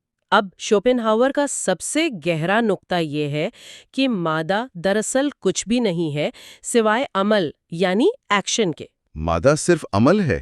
ہاں، مادے کی پوری حقیقت صرف اس کا عمل کرنا یا اثر ڈالنا ہے۔ جب وقت اور جگہ کے اندر کوئی چیز کسی دوسری چیز پر اثر انداز ہوتی ہے تب وہ مادہ بنتی ہے۔ اس بات کو تھوڑا اور کھولیں، مطلب اگر میں اپنے ہاتھ میں ایک پتھر پکڑے ہوئے ہوں تو وہ تو ایک ٹھوس مادہ ہے نا، اس میں عمل کہاں سے آ گیا؟ اچھا، اس پتھر کے وجود کا ہمیں کیسے پتہ چلتا ہے؟ دیکھ کر یا محسوس کر کے؟ ہاں، وہ پتھر روشنی کے شعاؤں کو منعکس کر کے آنکھوں تک پہنچاتا ہے۔ یہ ایک عمل ہے، ایک کاز ہے جس کا ایفیکٹ ہم دیکھتے ہیں۔ وہ ہاتھ پر وزن ڈالتا ہے اور کشش ثقل کے تحت نیچے کی طرف دباؤ ڈالتا ہے۔ صحیح، وزن محسوس ہوتا ہے۔ یہ بھی ایک عمل ہے۔ اگر اسے ٹھوکر لگائی جائے تو وہ پاؤں کو روکتا ہے، یہ بھی ایک عمل ہے۔ اگر اس پتھر سے یہ تمام اعمال یا اثرات نکال دیے جائیں تو کیا اس کا کوئی وجود باقی رہے گا؟ کیا ہم اسے محسوس کر پائیں گے؟ واہ، یہ تو ذہن کو گھما دینے والی بات ہے۔ یعنی اگر وہ پتھر روشنی منعکس نہ کرے، وزن نہ ڈالے، رکاوٹ نہ بنے، تو ہم اسے محسوس ہی نہیں کر سکتے۔ بالکل۔ ہم دراصل مادے کو نہیں بلکہ مادے کے اثرات یا اس کے کاز اینڈ ایفیکٹ کو محسوس کر رہے ہوتے ہیں۔ اور یہی شوپنہاور کی فکر کا کمال ہے۔ مادہ صرف اور صرف علت اور معلول کے اس نظام کا نام ہے جو وقت اور جگہ کے اندر کام کر رہا ہے۔ ذہن ان تمام محسوسات کو اکٹھا کر کے ہمیں بتاتا ہے کہ یہاں ایک پتھر موجود ہے۔ تو اگر ذہن ہی وقت، جگہ اور عمل کو ترتیب دے رہا ہے تو کیا اس کا مطلب یہ ہے کہ ذہن کے بغیر یہ دنیا صرف ایک بے معنی اور دھندلا سا خواب ہے؟ جیسے اگر 3D گلاسز اتار دیے جائیں تو اسکرین پر موجود فلم صرف سرخ اور نیلے رنگوں کا ایک دھندلا سا مغلوبہ بن جاتی ہے۔ کیا ذہن کے بغیر کائنات بس وہ دھندلا ملغوبہ ہے؟ 3D گلاسز والی یہ تشبیہ بڑی حد تک اس تصور کو واضح کرتی ہے۔ دیکھیں، شوپنہاور اپنی کتاب میں ایک بہت خوبصورت مثال دیتا ہے۔ ایک اندھیرے منظر کا تصور کریں جہاں کچھ سجائی نہیں دے رہا، سب کچھ دھندلا اور تاریک ہے۔ اچھا۔ پھر جیسے ہی سورج طلوع ہوتا ہے تو یکدم دنیا پوری تفصیل اور رنگوں کے ساتھ نظر آنے لگتی ہے۔ سورج کی روشنی دنیا کو بناتی نہیں ہے بلکہ اسے دیکھنے کے قابل بناتی ہے۔ واہ، کیا مثال ہے! اسی طرح جیسے ہی ہمارا ذہن اپنا کام شروع کرتا ہے، یعنی اس کی عقل یا سمجھ پھیل ہوتی ہے، تو وہ بے معنی احساسات فوراً ایک واضح، ٹھوس اور بامعنی منظر میں بدل جاتے ہیں۔ یہاں ایک بہت ہی پرانا اور مشہور فلسفیانہ سوال ذہن میں ابھرتا ہے۔ اگر جنگل میں ایک درخت گرتا ہے اور وہاں اسے سننے یا دیکھنے والا کوئی ذہن موجود نہیں ہے تو کیا اس کے گرنے کی آواز پیدا ہوتی ہے؟ کلاسک سوال۔ ہاں، مطلب شوپنہاور کے اس فلسفے کی روشنی میں تو ایسا لگتا ہے کہ اگر ذہن نہیں ہے تو کاز اینڈ ایفیکٹ بھی نہیں ہے۔ اور یہ سوال اس فلسفے کی جانچ کے لیے بہترین ہے۔ شوپنہاور کے نزدیک درخت کا وجود اور اس کا گرنا وہ سب ول کا حصہ ہیں جو کہ ایک اندھی طاقت ہے، لیکن اس گرنے کو ایک آواز کے طور پر یا ایک واقعے کے طور پر پروسیس کرنا ذہن کا کام ہے۔ یعنی آواز ذہنی تصور ہے۔ بالکل، ذہن کے بغیر وہ محض ہوا میں پیدا ہونے والا ایک دباؤ یا توانائی کا بہاؤ ہے۔ اسے ایک منظم واقعے کی شکل دینا کہ درخت کٹا، گرا اور اس سے آواز پیدا ہوئی، یہ علت اور معلول کا وہ فریم ورک ہے جو صرف ایک پروسیس کرنے والا ذہن ہی فراہم کر سکتا ہے۔ صحیح، یہاں بات واقعی بہت دلچسپ ہو جاتی ہے۔ اگر دنیا کو ایک منظم شکل میں دیکھنے کے لیے ذہن کا یہ کاز اینڈ ایفیکٹ کا پروسیسر اتنا ہی ضروری ہے اور یہ طبعی دنیا میں بقا کے لیے لازمی ہے، تو پھر جانوروں کا کیا؟ اچھا پوائنٹ ہے۔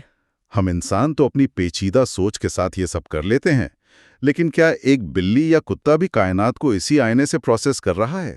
آخر وہ بھی تو اسی مادی دنیا میں زندہ ہیں اور خطرات سے بچتے ہیں۔ جانوروں کی بقا کے لیے بھی یہ پروسیسر اتنا ہی ضروری ہے۔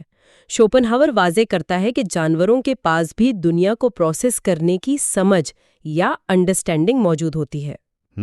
وہ تجریدی یا کتابی فلسفہ نہیں جھاڑتے، لیکن وہ کاز اینڈ ایفیکٹ کو عملی سطح پر بخوبی اور تیزی سے سمجھتے ہیں۔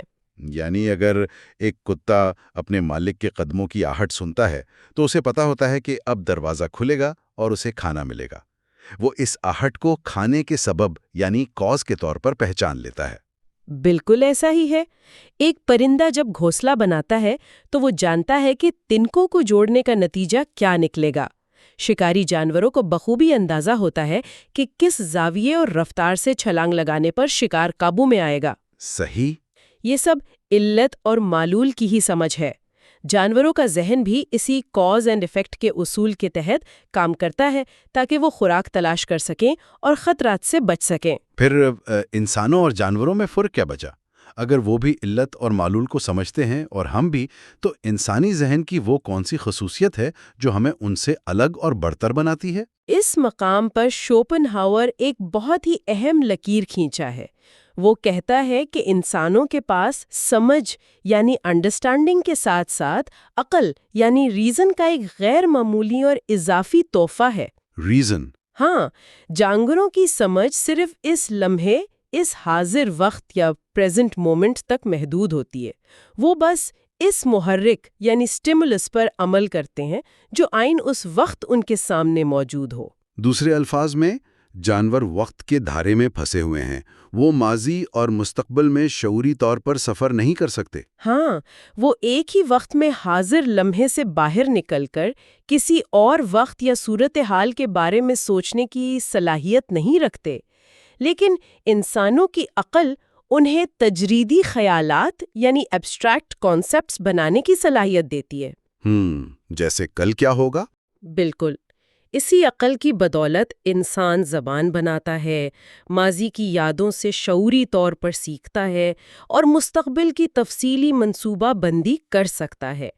انسان اپنے ذہن میں کاز اینڈ ایفیکٹ کے پورے نظام کا ایک نقشہ یا بلو پرنٹ بنا سکتا ہے جو موجودہ لمحے سے بالا تر ہوتا ہے۔ یہ فرق واقعی اہمیت کا حامل ہے، لیکن اس فرق کو ذہن میں رکھتے ہوئے میں ایک بہت ہی دلچسپ اور تھوڑی سی متضاد بات کی طرف آنا چاہتا ہوں۔ شوپنہاور کے حوالے سے یہ پڑھنے کو ملتا ہے کہ بے وقوفی یا اسٹوپیڈیٹی کا مطلب عقل کا نہ ہونا نہیں ہے۔ ہاں، یہ ایک بہت عام طور پر تو ہم یہی سمجھتے ہیں کہ جس کے پاس عقل نہیں وہ بے وقوف ہے۔ پھر یہ کیا ماجرا ہے؟ یہ شوپنہاور کا ایک بہت ہی گہرا اور ہماری روزمرہ زندگی پر پورا اترنے والا مشاہدہ ہے۔ عام طور پر ہم مانتے ہیں کہ جو شخص پڑھے لکھے دلائل نہ دے سکیں یا جس کے پاس پیچیدہ خیالات نہ ہوں وہ بے وقوف ہے۔ صحیح۔ لیکن شوپنہاور کہتا ہے کہ بے وقوفی اصل میں کاز اینڈ ایفیکٹ کو فوراً سمجھنے کی وہ جو بنیادی صلاحیت ہے یعنی انڈرسٹینڈنگ، اس کا کمزور ہونا ہے۔ اسے کسی روزمرہ کی مثال سے واضح کیا جا سکتا ہے؟ ضرور۔ فرض کریں ایک شخص نے فلسفے یا سائنس کی بڑی بڑی ڈگریاں لے رکھی ہیں۔ وہ کائنات کے اسرار پر گھنٹوں بات کر سکتا ہے، کتابیں لکھ سکتا ہے، یعنی اس کی عقل یا ریزن بہت اعلیٰ درجے کا ہے۔ لیکن اگر وہ سڑک پار کرتے ہوئے تیز آتی ہوئی گاڑی کی رفتار اور فاصلے کا اندازہ نہ لگا سکے، یا اگر ایک کرسی کی ٹانگ چھوٹی ہونے کی وجہ سے اس کی چائے بار بار گر رہی ہو اور وہ اس چھوٹی ٹانگ کو چائے گرنے کے سبب کے طور پر نہ پہچان سکے، تو شوپنہاور کے نزدیک وہ بے وقوف ہے۔ یعنی بے وقوفی اصل میں دنیا میں موجود اس علت اور معلول کی کڑی کو تیزی سے اور درست طریقے سے نہ جوڑ پانے کا نام ہے۔ ایگزیکٹلی۔ اگر ذہن اپنے ارد گرد کے ماحول میں فوری طور پر محرکات اور ان کے نتائج کا اندازہ نہ لگا سکے تو بڑی بڑی تجریدی باتیں کسی کام کی نہیں رہتی۔ یہی وجہ ہے کہ بعض اوقات ایک کم پڑھا لکھا مکینک ایک مشین کی خرابی کو ایک نظر میں پکڑ لیتا ہے، کیونکہ اس کی انڈرسٹینڈنگ یا کاز اینڈ ایفیکٹ کو پروسیس کرنے کی صلاحیت بہت تیز ہوتی ہے۔ واہ!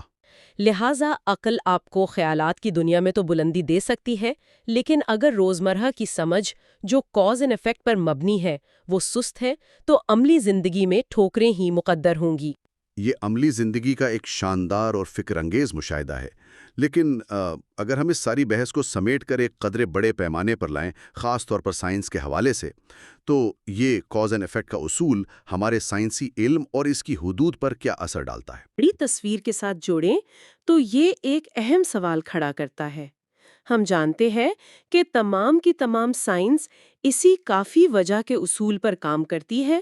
سائنس کا بنیادی کام ہی یہ ہے کہ وہ ایک مظہر یا فینومینان کو لیتی ہے اور بتاتی ہے کہ یہ کس وجہ سے ہوا۔ جیسے کشش ثقل کیسے کام کرتی ہے؟ ہاں، یا کیمیائی تعاملات کیسے ہوتے ہیں، موسم کیسے بدلتے ہیں۔ تو کیا سائنس ہمیں حقیقت کا پورا چہرہ نہیں دکھاتی؟ ہم تو سائنس کو حقیقت جاننے کا سب سے مستند ذریعہ مانتے ہیں۔ دیکھیں، سائنس ہمیں بڑی کامیابی سے یہ تو بتا سکتی ہے کہ چیزیں کیسے ہوتی ہیں اور کن قوانین کے تحت کام کرتی ہیں، لیکن یہ اصول یا سائنس کبھی بھی اس بات کا حتمی جواب نہیں دے سکتی کہ چیزیں بنیادی طور پر اپنی اصل میں کیا ہیں۔ کیسے بتا سکتی ہے؟ کیا نہیں؟ بالکل، کشش ثقل کیسے کام کرتی ہے اور اس کی ریاضیاتی اصول کیا ہیں یہ تو معلوم ہے، لیکن کشش ثقل اپنی ذات میں کیا ہے اس کا جواب سائنس کے پاس نہیں ہے، کیونکہ وہ جو حتمی کیا ہے وہ ول کے دائرے میں آتا ہے، اور ول تمام وجوہات اور قوانین سے بالاتر ایک اندھی طاقت ہے۔ اس کا مطلب تو یہ ہوا کہ سائنس ہمیں صرف اس 3D گلاسز والی اسکرین کے قوانین بتا سکتی ہے، لیکن اسکرین کے پیچھے جو اندھی طاقت ہے اس تک سائنس کی رسائی نہیں، کیونکہ سائنس خود ہمارے ذہن کے بنائے ہوئے کاز اینڈ ایفیکٹ کے اوزاروں کا ہی ایک اعلیٰ ترین استعمال ہے۔ سائنس ذہن کی اس قید سے باہر نہیں نکل سکتی۔ آپ نے بالکل ٹھیک سمجھا، سائنس انسانی عقل اور سمجھ کا ہی ایک منظم اور نفیس روپ ہے۔ یہ ان حدود کو پار نہیں کر سکتی جو ذہن نے خود اپنے اوپر کائنات کو سمجھنے کے لیے عائد کر رکھی ہیں۔ اگر ہم اس ساری فلسفیانہ بحث کو انسانی نفسیات سے جوڑیں تو ایسا معلوم ہوتا ہے کہ ہم انسان ہر وقت یہ کیوں ہوا، اس کی کیا وجہ ہے جیسے سوالات اسی لیے کرتے رہتے ہیں کیونکہ ہم معلومات کے بے پناہ بوجھ یا انفو اوورلوڈ سے بچنا چاہتے ہیں۔ بالکل، ہمارا ذہن انفو اوور لوڈ کو ہینڈل نہیں کر سکتا۔ ہمارا ذہن پاگل ہو جاتا اگر وہ ان بکھری ہوئی معلومات کو کاز اینڈ ایفیکٹ کے خانوں میں ترتیب نہ دیتا۔ ہمارا ذہن غیر یقینی صورتحال سے نفرت کرتا ہے اور ہر قیمت پر ایک تسلی بخش ترتیب تلاش کرنا چاہتا ہے۔ صحیح بات ہے، ہم اس الجھے ہوئے دھاگے کو سلجھانے کی کوشش کرتے ہیں، اس لیے نہیں کہ دھاگا حقیقت میں سیدھا ہے، بلکہ اس لیے کہ ہمارے ذہن کی ساخت ہی ایسی ہے کہ وہ الجھے ہوئے کو پروسیس نہیں کر سکتا۔ یہ ترتیب اور معنی ہم باہر دنیا میں تلاش کر رہے ہوتے ہیں، لیکن دراصل یہ ہمارا ذہن خود کائنات پر مسلط کر رہا ہوتا ہے۔ تاکہ ہم اس دنیا کو برداشت کر سکیں اور اس میں اپنا وجود برقرار رکھ سکیں۔ ایگزیکٹلی۔ تو اس گہرے مطالعے سے یہ بات سامنے آئی کہ یہ دنیا جو بظاہر اپنے آپ میں ایک بہترین اور منظم ترتیب کے تحت چلتی نظر آتی ہے، وہ دراصل ہمارے اپنے ذہن کی کاریگری ہے۔ ذہن وقت، جگہ اور عمل کے تانے بانے سے ایک سخت فریم فراہم کرتا ہے اور کائنات کے ہر واقعے کو کسی نہ کسی وجہ کے ساتھ جوڑتا ہے۔ اور ہماری عقل اور ہماری سائنس دونوں اسی حد تک کارآمد ہے جتنا کہ یہ علت اور معلول کا اصول انہیں اجازت دیتا ہے۔ اور حقیقت کا وہ پہلو جو اس اصول سے ماورا ہے وہ ایک راز ہی رہتا ہے، ایک ایسی کھائی جسے صرف منطق یا سائنس کے سہارے عبور نہیں کیا جا سکتا۔ بالکل ٹھیک کہا آپ نے۔ اور یہیں سے ہمارا اگلا پڑاؤ شروع ہوتا ہے۔ اگلے حصے میں ہم دیکھیں گے کہ فن یعنی آرٹ اور خوبصورتی اس پورے فلسفے میں کیا کردار ادا کرتے ہیں۔ ہم کھوجیں گے کہ کیسے شاعری، موسیقی اور مصوری ہمیں کاز اینڈ ایفیکٹ کے اس لامتناہی اور تھکا دینے والے چکر سے کچھ دیر کے لیے ہی صحیح لیکن مکمل طور پر آزاد کر سکتے ہیں۔ وہ گفتگو یقیناً مس نہ کرنے والی ہوگی۔ میں بھی اس کے لیے بہت پرجوش ہوں۔ لیکن آج کی اس نشست کو ختم کرنے سے پہلے یہ ایک ایسا خیال ہے جس پر غور کرنا بنتا ہے۔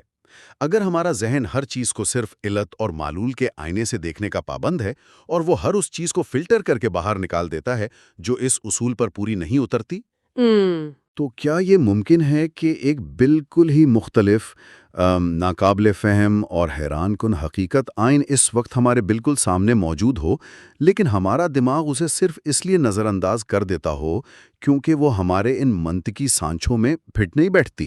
واو! کیا ہم اسی جاسوس کی طرح نہیں ہیں جو صرف انہی قدموں کے نشانات کو دیکھ رہا ہے جو جوتوں سے بنے ہیں، اور اس امکان کو مکمل طور پر جھٹلا رہا ہے کہ شاید کمرے میں کوئی ایسی چیز بھی آئی تھی جس کے پاؤں ہی نہ ہوں؟ یہ ایک ایسا اسرار ہے جسے کھلی نظر سے دیکھنا ضروری ہے۔ خیر، آج کے لیے اتنا ہی، اگلے حصے میں ملتے ہیں۔ کوئکلٹ سمریز میں خوش آمدید۔ اس چینل کو ضرور سبسکرائب کریں۔ آج کے اس تفصیلی جائزے میں ہم ایک بہت ہی دلچسپ اور تھوڑا سے مختلف موضوع پر بات کرنے والے ہیں۔ جی بالکل، اور یہ ایک ایسا موضوع ہے جو ہم سب کی روزمرہ کی زندگی اور ہماری اندرونی کیفیتوں سے بہت گہرا تعلق رکھتا ہے۔ پچھلے حصے میں ہم نے یہ سمجھا تھا کہ یہ دنیا ریزن یعنی عقل اور وجہ کے اصول پر چلتی ہے۔ مطلب ہم ہر چیز کو سمجھنے کے لیے ایک عقلی دائرے میں سوچتے ہیں۔ صحیح۔ ہم نے دیکھا تھا کہ ہر واقعے کے پیچھے کوئی نہ کوئی منطق ہوتی ہے اور انسانی ذہن اسی منطق کو تلاش کرتا رہتا ہے۔ بالکل۔ لیکن آج آرتھر شوپنہاور کی مشہور کتاب دی world as will end idea کے ذرائع کی بنیاد پر ہمارا موضوع ہے فن اور خوبصورتی کی اہمیت، یعنی آرٹ اینڈ ایستھیٹکس۔ یہ شوپنہاور کے فلسفے کا ایک بہت ہی خوبصورت حصہ ہے۔ ہاں، اور اس تفصیلی جائزے کا مشن یہ جاننا ہے کہ فن یا آرٹ کس طرح ہمیں دنیا کی اس تھکا دینے والی حقیقت سے نکال کر ذہنی سکون فراہم کرتا ہے۔ یہاں یہ بتانا بھی ضروری ہے کہ ہم ان ذرائع کا ایک غیر جانبدارانہ جائزہ لے رہے ہیں تاکہ ان فلسفیانہ خیالات کو گہرائی سے سمجھ سکیں۔ ایگزیکٹلی۔ اور پچھلے حصے میں سمجھے گئے اس عقل کے اصول سے آگے بڑھتے ہوئے یہ سمجھنا بہت ضروری ہے کہ دنیا میں موجود ایک اندھا ارادہ جسے شوپنہاور ویل کہتے ہیں، وہ کس طرح انسان کو مسلسل ایک بے چینی میں مبتلا رکھتا ہے۔ چلیں اس بات کو ذرا کھولتے ہیں۔ مطلب یہ ول یا ارادہ کیا ہے اور ہمیں اس سے فرار کی ضرورت کیوں محسوس ہوتی ہے؟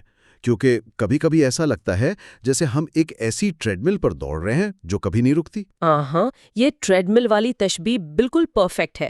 ذرائع کے مطابق انسانی خواہشات واقعی کبھی ختم نہیں ہوتی۔ یہ بالکل ایسا ہی ہے کہ ایک خواہش پوری ہوتی ہے تو دوسری فوراً جنم لے لیتی ہے۔ صحیح۔ شوپنہاور نے اسے سمجھانے کے لیے یونانی دیومالا کا حوالہ دیا ہے، جیسے ڈائنائٹس کی کہانی۔ ان کو ایک ایسی چھلنی یا سوراخوں والے برتن میں پانی بھرنے کی سزا ملی تھی جو جتنا بھی بھرے وہ خالی ہی رہتا ہے۔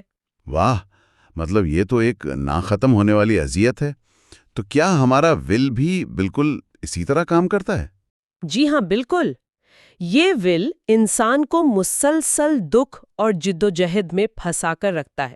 ہم ہمیشہ کچھ نہ کچھ پانے کی دوڑ میں لگے رہتے ہیں۔ تو اگر یہ ارادہ اتنا ہی طاقتور ہے اور ہمارے فطرت میں ہی شامل ہے تو ہم اس دوڑ سے باہر کیسے نکل سکتے ہیں؟ مطلب کیا اس کا کوئی سوئچ آف بٹن ہے بھی یا نہیں؟ شوپنہاور کے مطابق اس مسلسل جدوجہد اور بے چینی سے نکلنے کا واحد راستہ جمالیاتی مشاہدہ ہے، یعنی ایستھیٹک کنٹمپلیشن۔ اچھا، جمالیاتی مشاہدہ؟ ہاں، دیکھیے، جب ہم کسی چیز کو اپنی ذاتی غرض یا اپنے ول کے بغیر دیکھتے ہیں، مطلب خالص موضوعیت یا آبجیکٹیوٹی کے ساتھ، تب ہم تھوڑی دیر کے لیے ایک بے غرض اور پرسکون مبصر بن جاتے ہیں۔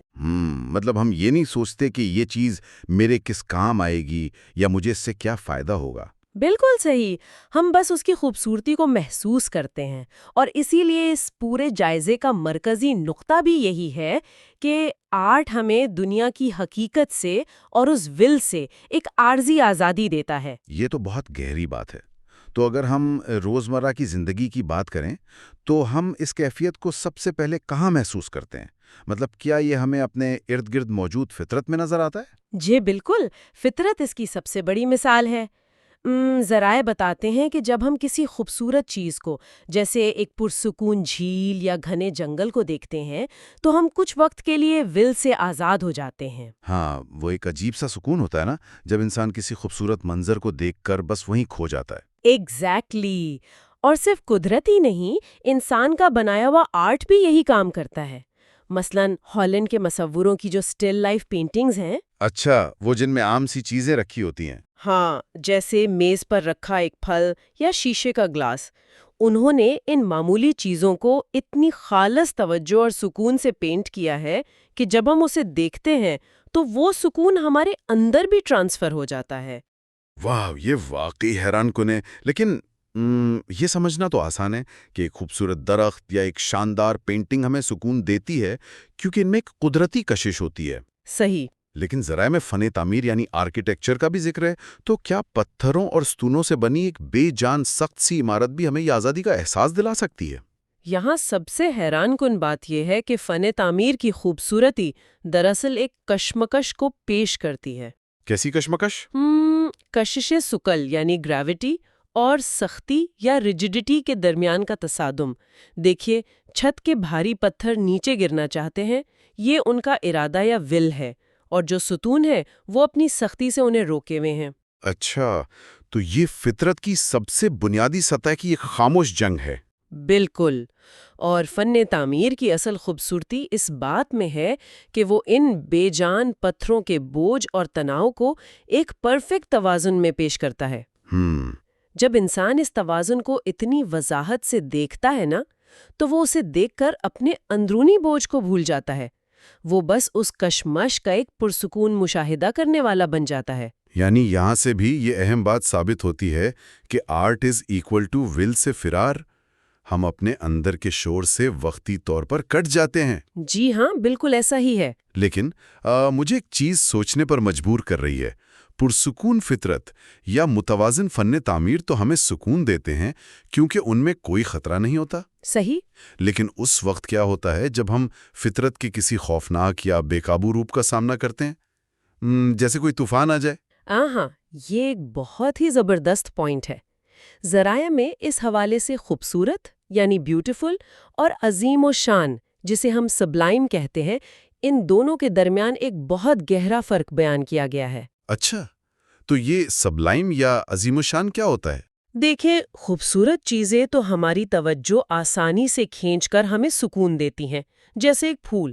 لیکن عظیم الشان مناظر، جیسے کہ گرجتا ہوا طوفان، اندھیرا آسمان یا کوئی بکھرا ہوا سمندر، یہ سب ہماری ہستی اور ہمارے جینے کے خواہش کے لیے ایک سیدھا خطرہ ہوتے ہیں۔ ہاں، مطلب ان کو دیکھ کر تو انسان کو ڈر لگنا چاہیے، سکون تو نہیں ملنا چاہیے۔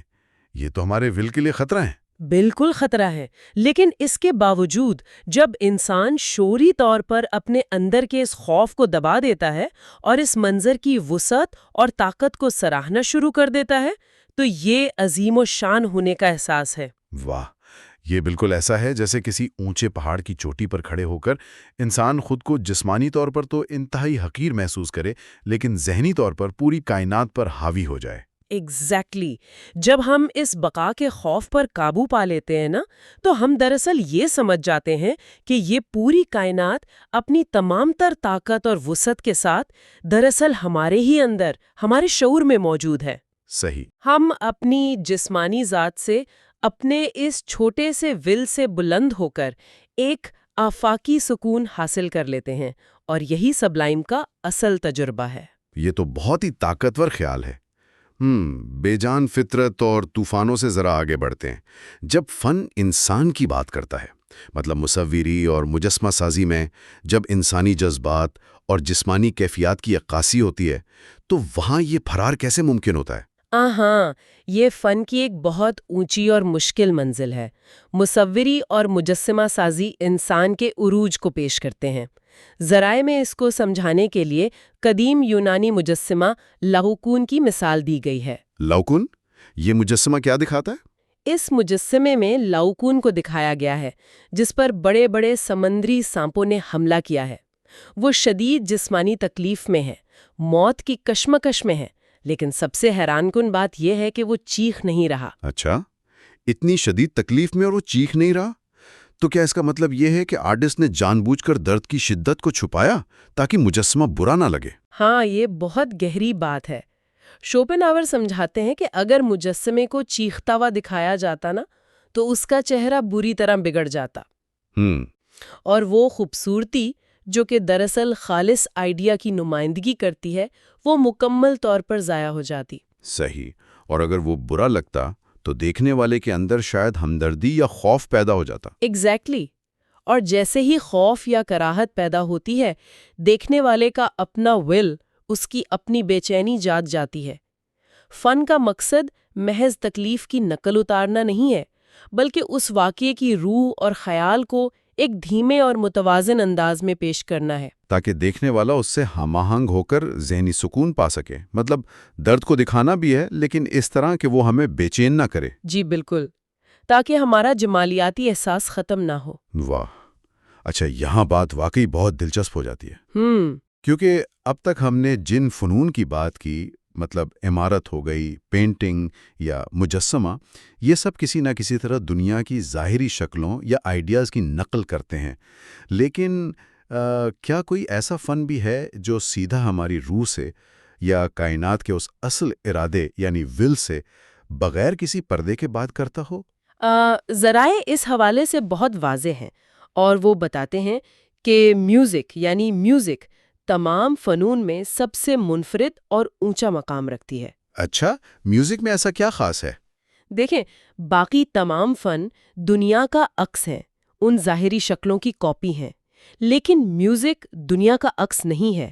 یہ براہ راست کائنات کے ول کی اپنی زبان ہے۔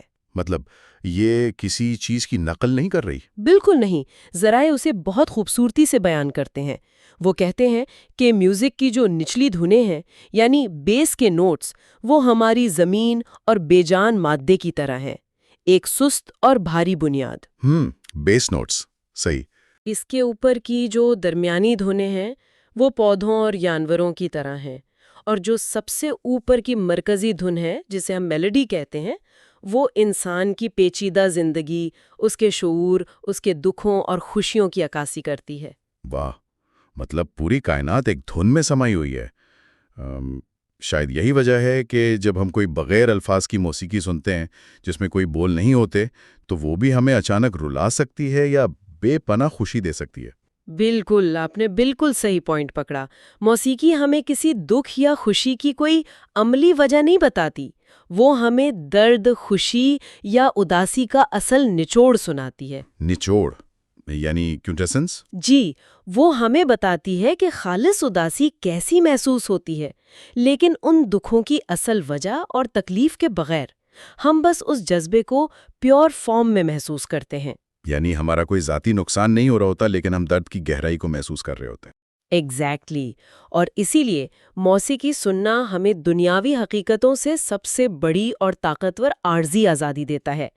یہ ہمیں ول کی کہانی سناتی ہے، لیکن ہمیں اس ول کی قید سے وقتی طور پر آزاد بھی کر دیتی ہے۔ یہ سب جان کر ذہن واقعی کھل جاتا ہے۔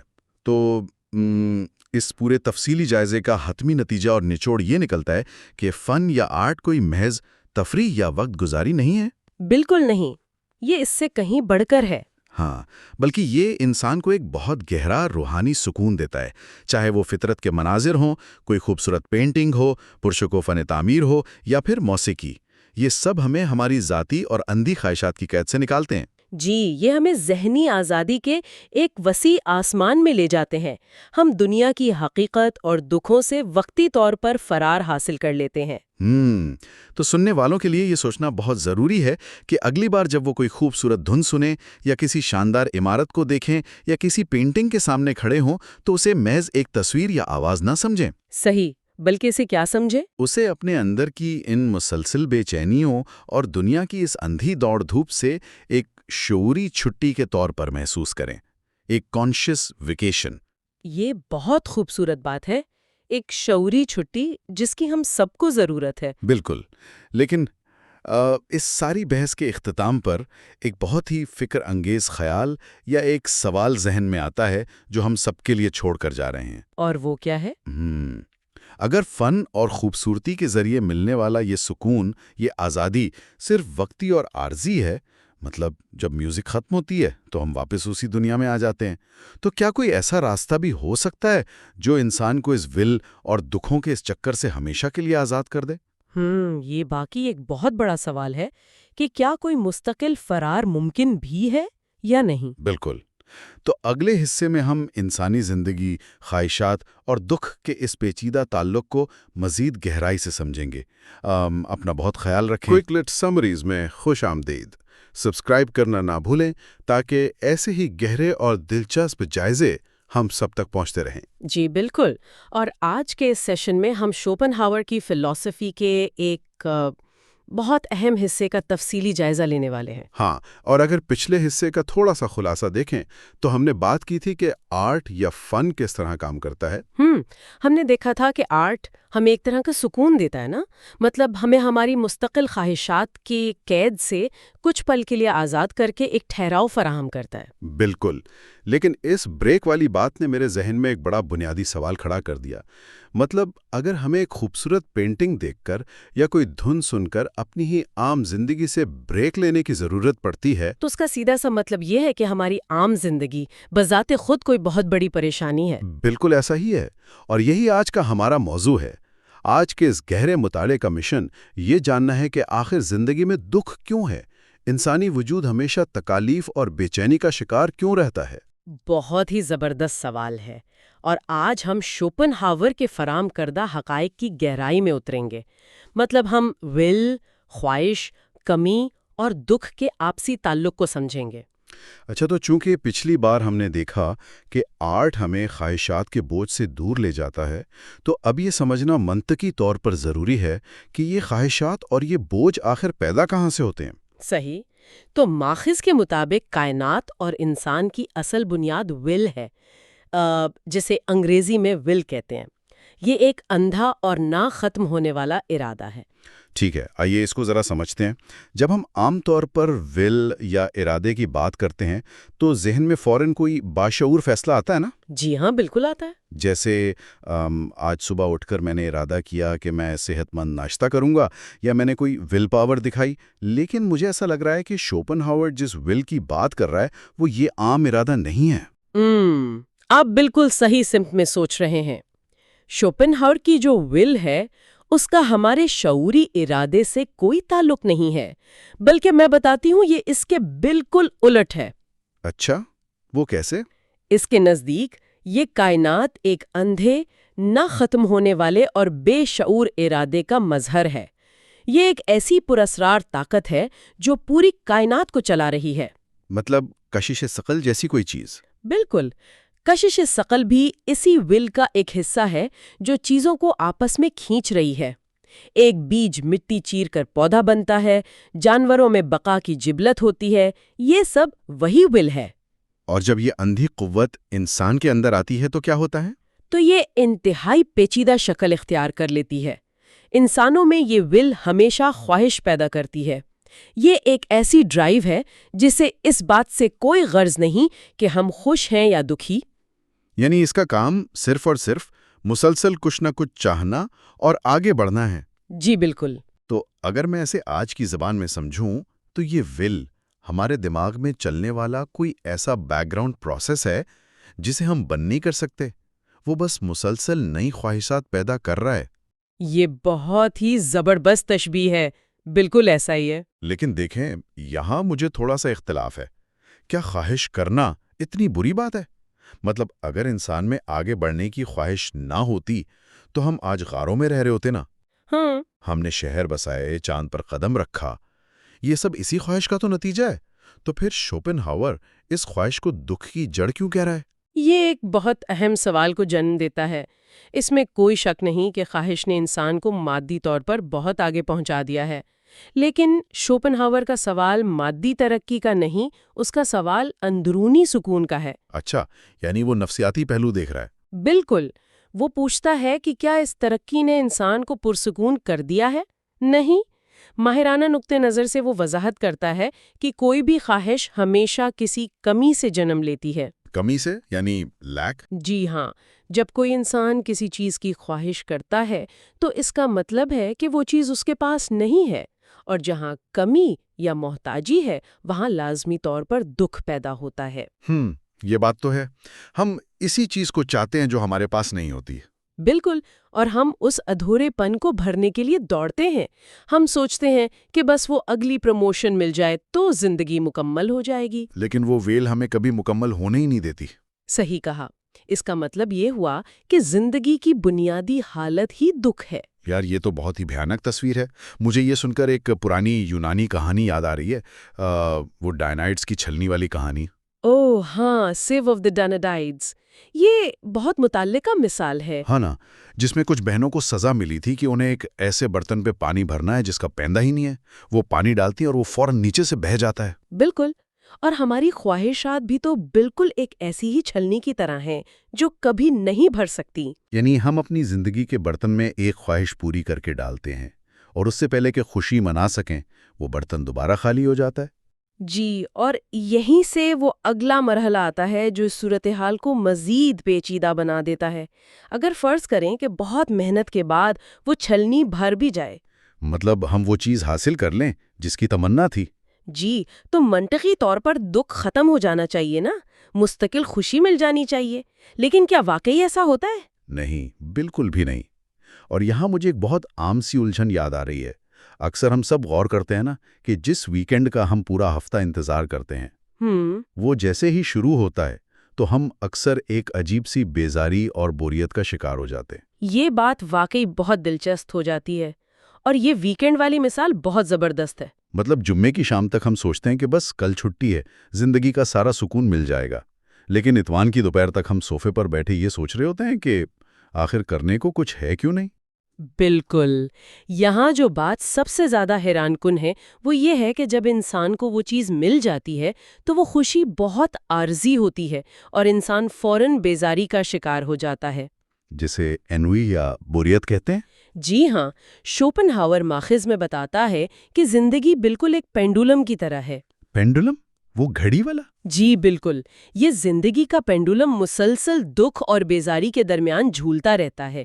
جب آپ کے پاس کچھ نہیں ہوتا تو اندھا ارادہ آپ کو کمی کا احساس دلا کر دکھ میں مبتلا رکھتا ہے، اور جب ہم وہ چیز حاصل کر لیتے ہیں تو وہ کمی ختم ہو جاتی ہے۔ صحیح، اور اب چونکہ ول کے پاس دوڑانے کے لیے کوئی ہدف نہیں ہوتا تو وہ خلا بوریت اور بیزاری سے بھر جاتا ہے۔ یہ تو ایک طرح سے ہمارے ساتھ دھوکا ہے یار۔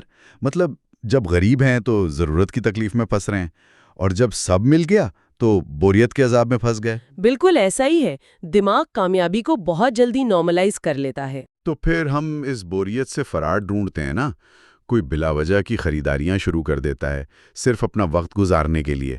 مطلب ہم کہتے ہیں کہ ٹائم کل کر رہے ہیں۔ ہاں، وقت کو قتل کرنے کی کوشش۔ تو اس سب کا اصل مطلب کیا ہے؟ اگر خواہش دکھ ہے اور خواہش کا پورا ہونا بیزاری ہے تو پھر یہ خوشی کیا بلا ہے؟ اگر ہم اسے وسیع تر تناظر میں دیکھیں تو پتہ چلتا ہے کہ خوشی کوئی مثبت چیز نہیں ہے۔ ایک منٹ، مجھے یہ بات ہضم کرنے میں تھوڑا وقت لگے گا۔ خوشی مثبت چیز نہیں ہے؟ جی، شوپن ہاور کے مطابق خوشی محض تکلیف کی غیر موجودگی کا نام ہے۔ اہم تصور یہ ہے کہ زندگی برابر ہے مسلسل خواہش اور دکھ کے۔ لیکن جب میں ایک بہت ہی شاندار پیزا کھا رہا ہوتا ہوں تو وہ تو ایک بہت ہی مثبت احساس ہوتا ہے نا، اسے منفی حالت کیسے کہا جا سکتا ہے؟ چلیں اسی پیزا والی مثال کو لیتے ہیں۔ پیزا کھا کر خوشی کیوں مل رہی ہوتی ہے؟ کیونکہ بھوک لگ رہی ہوتی ہے۔ بالکل، اور بھوک کیا ہے؟ بھوک دراصل ایک تکلیف ہے۔ جب پیزا کھایا جاتا ہے تو وہ اس بھوک کی تکلیف کو دور کر رہا ہوتا ہے۔ اور جیسے جیسے پیٹ بھرتا ہے تکلیف کم ہوتی ہے اور ہمیں خوشی محسوس ہوتی ہے۔ صحیح۔ اب فرض کریں پیٹ اتنا بھرا ہوا ہے کہ مزید کھایا نہیں جا رہا۔ اب اگر دنیا کا بہترین پیزا سامنے آ جائے تو کیا خوشی ہوگی؟ نہیں، شاید متلی ہونے لگے۔ دیکھا، کیونکہ اب وہ تکلیف موجود ہی نہیں ہے جسے مٹایا جا سکے۔ سکون کبھی مستقل نہیں ہوتا۔ اب مجھے سمجھ آ رہا ہے۔ یہ تو ایسا ہی ہے کہ کوئی ہمارے پاؤں پر وزن رکھے ہوئے اور جب وہ پاؤں ہٹا لے تو جو راحت ملتی ہے ہم اسے خوشی سمجھ بیٹھتے ہیں۔ بالکل درست۔ ماخذ میں 2 بہت طاقتور تشبیہات دی گئی ہیں۔ پہلی یہ کہ ہماری خوشی بالکل اس بھیک کی طرح ہے جو ایک بھکاری کو آج ملتی ہے، تاکہ اس کی زندگی اور دکھ کو کل تک کے لیے طول دیا جا سکے۔ بالکل، وہ بھیک اسے بادشاہ نہیں بناتی، بس اسے ایک دن اور زندہ رہنے دیتی ہے تاکہ کل وہ دوبارہ بھیک مانگ سکے۔ یہ تو انسان کو اندر سے خالی کر دینے والی تشبیہاں ہیں۔ اور دوسری تشبیہ کیا ہے؟ دوسری یہ کہ جیسے چلنا دراصل مسلسل گرنے سے بچنے کا نام ہے۔ مطلب جب ہم قدم اٹھاتے ہیں تو ہم آگے کی طرف گر رہے ہوتے ہیں اور جلدی سے دوسرا قدم رکھ دیتے ہیں۔ جی بالکل، ویسے ہی ہماری زندگی موت کو کچھ دیر تک ٹالنے کا عمل ہے۔ ہم صرف اور صرف مرنے سے بچنے کی کوشش کر رہے ہوتے ہیں۔ یار، اگر یہ قوت اتنی ہی اندھی ہے اور ہم صرف موت کو ٹال رہے ہیں تو پھر جانوروں اور انسانوں میں فرق کیا بچا؟ ہمارے پاس تو عقل ہے، شعور ہے، کیا وہ ہماری مدد نہیں کرتا؟ یہ سب سے تکلیف دہ موڑ ہے۔ انسان کا شعور اور عقل اسے اس دکھ سے بچاتی نہیں ہے، بلکہ اسے جانوروں کے مقابلے میں زیادہ تکلیف محسوس کرنے کے قابل بناتی ہے۔ کیا واقعی؟ مطلب ہمارا شعور ہمارا دکھ بڑھا دیتا ہے؟ جی، ایک جانور کو دیکھیں، وہ صرف حال میں جیتا ہے۔ اسے بھوک لگتی ہے، کھاتا ہے اور سو جاتا ہے۔ اسے مستقبل کی معاشیت یا ماضی کی غلطیوں کی فکر نہیں ہوتی۔ لیکن انسان کے پاس یادداشت اور مستقبل کا تصور ہے۔ مطلب ہم آج کا شاندار کھانا کھاتے ہوئے بھی کل کے انٹرویو کے خوف سے پریشان ہو رہے ہوتے ہیں۔ بالکل ایسا ہی ہے۔ جتنا زیادہ شعور ہوگا، دکھ بھی اتنا ہی گہرا ہوگا۔ انسان ایک چھوٹے سے درد کو سوچ سوچ کر مستقل اذیت بنا لیتا ہے۔ یعنی ہماری عقل جسے ہم سب سے بڑا اعزاز سمجھتے ہیں وہ تو ایک میگنیفائنگ گلاس کی طرح ہے جو دکھ کو بڑا کر کے دکھاتی ہے۔ بالکل صحیح کہا آپ نے۔ تو پھر تمام ماخذ کا نچوڑ یہ نکلا کہ انسانی وجود خواہشات کے ایک ایسے چکر میں قید ہے جو کبھی نہیں رکتا، جیسے وہ یونانی کردار تھا نا، آکسیون۔ جی، ایکسیونز ویل، جسے دیوتاؤں نے آگ کے گھومتے پہیر سے باندھ دیا تھا۔ ہاں، تو ہماری زندگی اور بے چینی بنیادی طور پر اسی جلتے ہوئے پہیے سے عبارت ہے۔ بے شک، جب تک انسان اس فریب میں ہے کہ اگلی خواہش پوری ہونے سے سکون مل جائے گا، وہ اس پہیے پر بندھا رہے گا۔ یہ سب سن کر تو لگتا ہے جیسے ہم کسی لا علاج بیماری میں مبتلا ہیں، لیکن یہاں نہ سننے والوں کے لیے ایک بہت ہی اہم سوچنے کا پہلو ذہن میں آتا ہے۔ وہ کیا؟ ہم نے دیکھا کہ انسان کی عقل اور شعور اس کے دکھ کو بڑھاتے ہیں، لیکن کیا یہ ممکن ہے کہ یہی عقل اور شعور جب اپنے بالکل عروج پر پہنچیں تو وہ اس ول کے فریب کو پہچان کر اس پورے چکر کو ہی توڑنے کی چابی بن جائیں؟ یہ ایک بہت ہی زبردست اور گہرا خیال ہے۔ اگر شعور اندھی قوت کو دیکھ لے تو کیا وہ اس کا انکار نہیں کر سکتا؟ بالکل، اگر وہ پہچان لے تو شاید وہ قید خانے کا دروازہ خود ہی کھول لے۔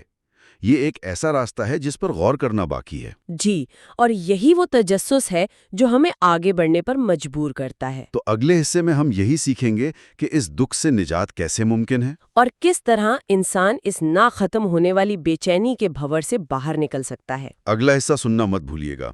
تب تک کے لیے اپنے ارد گرد چلتے اس خواہش کے پہیے پر ضرور غور کریں۔ کوئک لت سمریز میں خوش آمدید۔ اس چینل کو سبسکرائب کرنا نہ بھولیں۔ تو آج کے اس تفصیلی جائزے کا آغاز کرتے ہیں۔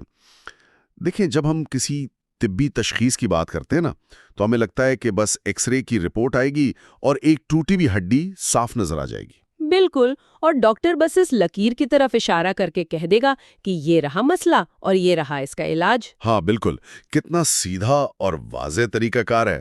انسان کو لگتا ہے کہ چلو کچھ تو کنٹرول میں ہے۔ یہ دو ٹوک پنا انسانی ذہن کو بہت پسند ہے۔ مطلب ہمیں چیزوں کو دیکھنے، انہیں سمجھنے اور مختلف خانوں میں بانٹنے کی عادت سی ہے۔ اس سے ہمیں ایک تسلی ملتی ہے کہ حالات ہمارے مکمل قابو میں ہیں۔ ہم ہر مسئلے کا ایک ٹھوس ثبوت دیکھنا چاہتے ہیں۔ جی، مگر یہ تسلی اس وقت بالکل ہوا میں اڑ جاتی ہے جب ہم انسانی ذہن، ہماری اندرونی تڑپ اور زندگی کے ان دکھوں کی دنیا میں قدم رکھتے ہیں جو کبھی ختم ہی نہیں ہوتے۔ وہاں اچانک وہ ایکس رے مشین کام کرنا ہی چھوڑ دیتی ہے۔ بالکل کام کرنا چھوڑ دیتی ہے۔ ہم ایک ایسے منظرنامے کو دیکھ رہے ہوتے ہیں جو انتہائی دھندلا، پیچیدہ اور سچ کہوں تو بے چین کر دینے والا ہوتا ہے۔ اور یہی وجہ ہے کہ آج کے اس گہرے مطالعے میں ہم جس بیماری کو سمجھنے کی کوشش کر رہے ہیں نا، اس کا تعلق جسم سے نہیں ہے۔ جی، بلکہ اس کا تعلق تو ہماری روح اور ہماری اس اندھی خواہش سے ہے۔ صحیح کہا۔ ہم آرتھر شوپن ہاور کی مشہور کتاب کے چوتھے حصے پر بات کر رہے ہیں۔ پچھلے حصے کے خلاصے میں ہم نے یہ تلخ حقیقت دیکھی تھی کہ ہماری زندگیاں دکھوں، پریشانیوں اور نہ ختم ہونے والی خواہشات سے بھری ہوئی ہیں۔ تو آج کا جو ہمارا بنیادی سوال اور مشن ہے وہ یہی ہے کہ کیا انسان اس دنیا کے دکھ اور تکلیف سے ہمیشہ کے لیے نکل سکتا ہے؟ یہی تو اصل سوال ہے۔ اگر زندگی کا دوسرا نام ہی جدوجہد اور دکھ ہے تو کیا کوئی ایسا راستہ ہے جو ہمیں اس کیفیت سے نجات دلا سکے؟ دیکھیں، یہ ایک ایسا سوال ہے جو ہر اس انسان کے لیے بہت اہم ہے جس نے زندگی کی اس اندھی دوڑ میں کبھی نہ کبھی شدید جذباتی اور ذہنی تھکاوٹ محسوس کی ہو۔ ہاں، ہر کوئی کبھی نہ کبھی تو تھکتا ہی ہے۔ بالکل، اور شوپنہاور کا کمال یہ ہے کہ وہ صرف یہ نہیں بتاتا کہ ہم دکھی کیوں ہیں، بلکہ وہ اس دکھ کی اصل جڑ تک جاتا ہے اور پھر وہاں سے آزادی پانے کا ایک باقاعدہ راستہ دکھاتا ہے۔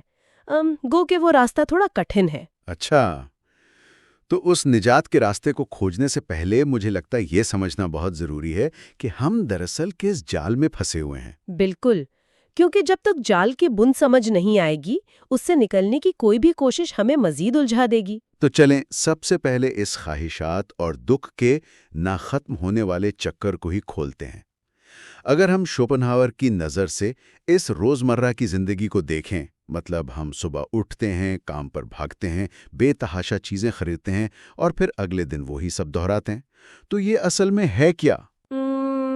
کتاب میں اس کیفیت کو سمجھانے کے لیے ایک پینڈولم کی بہت زبردست مثال دی گئی ہے۔ اچھا، पेंडुलम वाली मिसाल? جی، انسانی زندگی ایک پینڈولم کی طرح ہے جو مسلسل دو حالتوں کے درمیان جھولتا رہتا ہے۔ اس پینڈولم کا ایک سرا ہے دکھ، یعنی کسی چیز کے نہ ملنے کا احساس، محرومی یا کسی چیز کی تڑپ۔ اور دوسرا سرا کیا ہے؟ خوشی۔ حیران کر دینے والی بات یہ ہے کہ دوسرا سرا خوشی نہیں ہے، بلکہ وہ ہے شدید بیزاری یا بوریت۔ ارے بیزاری، مطلب جب چیز مل جائے تو بیزاری؟ بالکل، جب ہمیں وہ چیز مل جاتی ہے جس کے لیے ہم تڑپ رہے تھے تو تھوڑی ہی دیر بعد وہ کشش ختم ہو جاتی ہے اور ہم ایک عجیب سی اکتاہٹ کا شکار ہو جاتے ہیں۔ شوپن ہاور کے نزدیک زندگی کی سب سے بڑی ٹریجڈی یہ ہے کہ ہماری ہر نام نہاد خوشی دراصل ایک منفی کیفیت ہے۔ منفی کیفیت، یعنی یہ کوئی مثبت چیز نہیں ہے؟ جی نہیں، یہ کوئی مثبت چیز نہیں جو ہمیں باہر سے ملتی ہے، بلکہ یہ محض کسی وقتی تکلیف یا کسی ضرورت کے عارضی طور پر ختم ہونے کا نام ہے۔ واہ، اسے سن کر تو مجھے ایک پرانی بات یاد آ رہی ہے، یا آج کے دور کے حساب سے اسے یوں سمجھیں جیسے کوئی شخص ایک چلتی ہوئی ٹریڈ مل پر دوڑ رہا ہو۔ ہاں، ٹریڈ مل کی مثال بہت عمدہ ہے۔ مطلب ہم مسلسل دوڑ رہے ہیں، پسینہ بہا رہے ہیں، اپنی توانائیاں صرف کر رہے ہیں، لیکن پہنچ کہیں نہیں رہے۔ ہم سمجھتے ہیں کہ بس وہ خاص نوکری مل جائے یا وہ نئی گاڑی خرید لی جائے تو بس پھر زندگی میں سکون ہی سکون ہوگا۔ لیکن ہوتا کیا ہے؟ ہوتا یہ ہے کہ جیسے ہی وہ گاڑی گھر آتی ہے، چند دنوں بعد وہ محض لوہے کا ایک ڈبہ لگنے لگتی ہے اور ہمارا ذہن کسی اور نئی خواہش کی طرف دوڑ پڑتا ہے۔ بالکل ایسا ہی ہے۔ تو کیا اس کا مطلب یہ ہے کہ اگر خواہش کے پورا ہونے سے بھی مستقل خوشی نہیں مل رہی تو اصل خرابی ہماری اس خواہش کے اپنے اندر ہی موجود ہے؟ جی ہاں، بالکل درست کہا آپ نے۔ اس نقطے کو سمجھانے کے لیے ماہرین یونانی دیومالا سے ڈانائٹس کی چھلنی کی ایک بہت شاندار مثال دیتے ہیں۔ ڈانائٹس کی چھلنی، یہ کیا ہے؟ دیومالا میں یہ ایک سزا کا ذکر ہے جس میں کچھ کرداروں کو ایک ایسا برتن بھرنے کا حکم دیا گیا جس کے پیندے میں سوراخ تھے۔ اچھا، سوراخ والا برتن، تو وہ کبھی بھرتا ہی نہیں ہوگا؟ بالکل، وہ دن رات اس میں پانی ڈالتے لیکن وہ کبھی نہیں بھرتا۔ ہماری انسانی خواہشات کا برتن بھی بالکل ایسا ہی سوراخوں والا ہے۔ کائنات کی جو اصل حقیقت ہے، جسے شوپن ہاور ول یعنی اندھی خواہش حیات کہتا ہے، وہ ایک نہ ختم ہونے والی پیاس ہے۔ ایک اندھی طاقت جس کا کوئی مقصد نہیں؟ جی، اس کا کوئی حتمی مقصد نہیں، کوئی آخری منزل نہیں۔ اسی لیے انسان جو اسی خواہش کا حصہ ہے ہمیشہ بے قرار رہتا ہے۔ وہ جو خوشی تلاش کر رہا ہے نا، وہ ایک بھکاری کو ملنے والی اس بھیک کی طرح ہے جو اسے آج محض اس لیے دی گئی ہے تاکہ وہ کل دوبارہ بھوکا رہ سکے۔ یہ تو واقعی ایک انتہائی ہولناک تصویر ہے۔ مطلب اگر زندگی اتنی تکلیف دہ ہے اور یہ چھلنی کبھی بھرنے والی نہیں ہے تو یہاں میرے ذہن میں ایک انتہائی اہم اور تھوڑا کڑوا سوال ابھرتا ہے۔ جی، کیا سوال؟ اگر زندگی کا دوسرا نام ہی دکھ اور جدوجہد ہے تو کیا اس زندگی کو یہ ختم کر دینا یعنی خودکشی کر لینا اس دکھ سے بچنے کا سب سے سیدھا اور فوری حل نہیں ہے؟ یہ تو ایک غلط راستہ لگتا ہے، لیکن بظاہر حل تو ہے۔ یہیں سے شوپن ہاور کی سوچ عام فلسفے اور عام انسانی نفسیات سے بالکل مختلف سمت اختیار کر لیتی ہے۔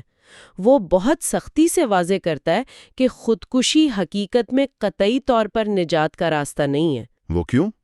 کیونکہ خودکشی کرنے والا شخص دراصل اس ول یا خواہش حیات کی نفی نہیں کر رہا ہوتا، بلکہ یہ تو اس خواہش کا سب سے زیادہ طاقتور اور خوفناک اظہار ہے۔ ایک منٹ، یہاں میں آپ کی بات ٹوکوں گا۔ یہ بات مجھے بظاہر بہت متضاد لگ رہی ہے۔ کیا اپنی ذات کو مٹا دینا دنیا سے سب سے بڑی بغاوت نہیں؟ مطلب جو شخص مرنا چاہتا ہے وہ تو زندگی کو ہی مسترد کر رہا ہے نا؟ بظاہر ایسا ہی لگتا ہے، لیکن اس کے پیچھے کی جو نفسیات ہے وہ بہت گہری ہے۔ خودکشی کرنے والا شخص اصل میں زندگی جینا چاہتا ہے، اس کے اندر جینے کی تڑپ پوری شدت سے موجود ہوتی ہے۔ اچھا، تو پھر وہ مرنا کیوں چاہتا ہے؟ وہ تو صرف زندگی کی ان تلخ شرائط اور ان مخصوص دکھوں سے تنگ آ چکا ہوتا ہے جو اس وقت اس کے حالات نے اس پر مسلط کر رکھے ہیں۔ وہ زندگی سے نہیں بلکہ زندگی کے اس خاص روپ سے نفرت کر رہا ہے جو اسے مل گیا ہے۔ مجھے کچھ سمجھ آ رہا ہے۔ اسے یوں سمجھیں کہ جیسے کوئی مریض ایک انتہائی تکلیف دے لیکن ضروری آپریشن کو بیچ میں ہی رکوا دے۔ ہاں، وہ وقتی درد سے تو بچ جائے گا۔ بالکل، وہ وقتی درد سے تو بچ جاتا ہے، لیکن جو اصل بیماری ہے نا، اسے وہ اپنے اندر ہی محفوظ کر لیتا ہے۔ کمال کی مثال دی ہے، یعنی وہ صرف اس ایک ظاہری شکل کو، اس جسم کو تباہ کر دیتا ہے، لیکن جو اس کے اندر موجود ول یا بنیادی بیماری ہے وہ تو نہیں مری، وہ تو چونکہ تو موجود ہے۔ اور اس سے بھی بڑی بات یہ ہے کہ وہ صرف اپنے خاص جسم کو تباہ کرتا ہے، لیکن پوری کائنات میں جو وہ اندھی خواہش پھیلی ہوئی ہے، جو دکھ کی اصل جڑ ہے، وہ ویسی ہی رہتی ہے۔ خودکشی تو محض مایوسی میں اٹھایا گیا ایک قدم ہے، یہ وہ سچی آزادی ہرگز نہیں جس کی ہم تلاش میں ہیں۔ صحیح بات ہے۔ تو اگر موت اور خودکشی وہ شارٹ کٹ نہیں ہے، تو پھر انسان اس جال سے، اس سوراخوں والی چھلنی سے کیسے نکلے؟ اس نجات کے سفر کا آغاز آخر ہوتا کہاں سے ہے؟ اس کا باقاعدہ آغاز انسان کے اپنے سوچنے کے انداز کو بدلنے سے ہوتا ہے۔ یہاں ہم کتاب کی ایک بہت اہم تصور پر بات کریں گے، جسے انفرادیت کا پردہ یا ویل آف مایا کہا گیا ہے۔ انفرادیت کا پردہ؟ اس سے کیا مراد ہے؟ دیکھیں، ایک برا یا خود غرض انسان کیا کرتا ہے؟ وہ خود کو کائنات میں موجود دوسرے تمام انسانوں سے بالکل الگ سمجھتا ہے۔ وہ سمجھتا ہے کہ اس کی ذات کا مرکز صرف اس کا اپنا جسم ہے، اور اپنی خواہشات کی تسکین کے لیے وہ دوسروں کو دکھ دینے سے بالکل نہیں ہچکچاتا۔ کیونکہ اس کی نظر میں تو وہ اور دوسرا انسان دو بالکل الگ حقیقتیں ہیں۔ جی، لیکن جب انسان شعور کی اگلی منزل پر پہنچتا ہے، جب وہ ایک نیک انسان بنتا ہے، تو اس پر سے یہ انفرادیت کا پردہ اٹھ جاتا ہے۔ وہ جان لیتا ہے کہ جو ول یا خواہش اس کے اندر ہے، وہی ہو بہو تمام کائنات اور دوسرے انسانوں میں بھی دھڑک رہی ہے۔ اور اسی پہچان سے ہمدردی کا جذبہ پیدا ہوتا ہے۔ بالکل، اسی سے سچی ہمدردی اور درد مندی جنم لیتی ہے۔ اسے ہم ایک بہت خوبصورت مثال سے سمجھ سکتے ہیں۔ یہ بالکل ایسا ہے جیسے ایک ہی روشنی ہزاروں مختلف رنگوں کے شیشوں سے گزر رہی ہو۔ ہاں، شیشے مختلف لگتے ہیں، لیکن روشنی تو ایک ہی ہے۔ جی، کوئی شیشہ سرخ ہے، کوئی نیلا، پر روشنی ایک ہے۔ لہٰذا کسی دوسرے کو تکلیف دینا درحقیقت خود اپنے آپ کو تکلیف دینا ہے۔ بالکل صحیح کہا۔ اور یہیں سے دوسروں کے لیے ہمدردی رکھنے کا پہلا طریقہ واضح ہوتا ہے۔ لیکن اب ہم آج کے اس گہرے مطالعے کے سب سے اہم اور مرکزی حصے کی طرف آتے ہیں۔ ہمدردی محسوس کرنا تو پہلا قدم ہو گیا، لیکن مکمل سکون اور نجات کے لیے، اس دور سے ہمیشہ کے لیے نکلنے کے لیے انسان کو کیا کرنا پڑتا ہے؟ یہ وہ مقام ہے جہاں ہماری بحث اپنے عروج پر پہنچتی ہے۔ ہمدردی پہلا قدم ضرور ہے، لیکن اصل اور حتمی نجات کے لیے انسان کو اس سے بھی ایک قدم آگے جانا پڑتا ہے، جہاں وہ اپنی خواہشات کو مکمل طور پر خاموش کر دے۔ مطلب آج کا جو مرکزی نقطہ ہے وہ یہی ہے نا کہ نجات برابر ہے ول کی نفی کے۔ جی، نجات کا مطلب ہے ول کی نفی۔ جتنا کم انسان چاہے گا، اتنا زیادہ وہ سکون پائے گا، وہ اس دوڑ سے ہی باہر نکل جائے گا۔ تو اس کے عملی طریقے کیا ہیں؟ کوئی انسان کیسے اپنی خواہشات کی نفی کر سکتا ہے؟ کتاب کے مطابق اس کے 3 بنیادی طریقے بیان کیے گئے ہیں۔ پہلا طریقہ یہ ہے کہ اپنی خواہشات کو جان بوجھ کر کم کیا جائے۔ مطلب اگر آپ کو 10 چیزوں کی طلب ہے تو آپ شعوری طور پر خود کو 2 پر لے آئیں۔ اچھا، یعنی شعوری طور پر کٹوتی کرنا۔ دوسرا طریقہ کیا ہے؟ دوسرا طریقہ ایک سادہ اور تارک الدنیا زندگی اپنانا ہے، جسے ایسٹزم یا رہبانیت کہتے ہیں۔ اس میں انسان اپنی مرضی سے فاقہ کشی کرتا ہے، غربت کو قبول کرتا ہے اور اپنی تمام نفسانی خواہشات پر قابو پاتا ہے۔ اور تیسرا؟ تیسرا طریقہ ہے دوسروں کے لیے بے غرض ہمدردی رکھنا، یہاں تک کہ اپنی ضرورت کی چیز بھی دوسروں کو دے دینا۔ لیکن یہاں مجھے پھر ایک الجھن ہو رہی ہے، اور مجھے یقین ہے کہ سننے والوں کے ذہن میں بھی یہ سوال آ رہا ہوگا۔ جی، کیسا سوال؟ اگر ہم اس بات کو مان لیں کہ انسان اپنی تمام خواہشات کو مار دے، وہ کچھ بھی نہ چاہے، تو کیا اس کا مطلب یہ نہیں ہے کہ انسان بالکل ایک پتھر بن جائے گا، بالکل خالی اور کھوکھلا؟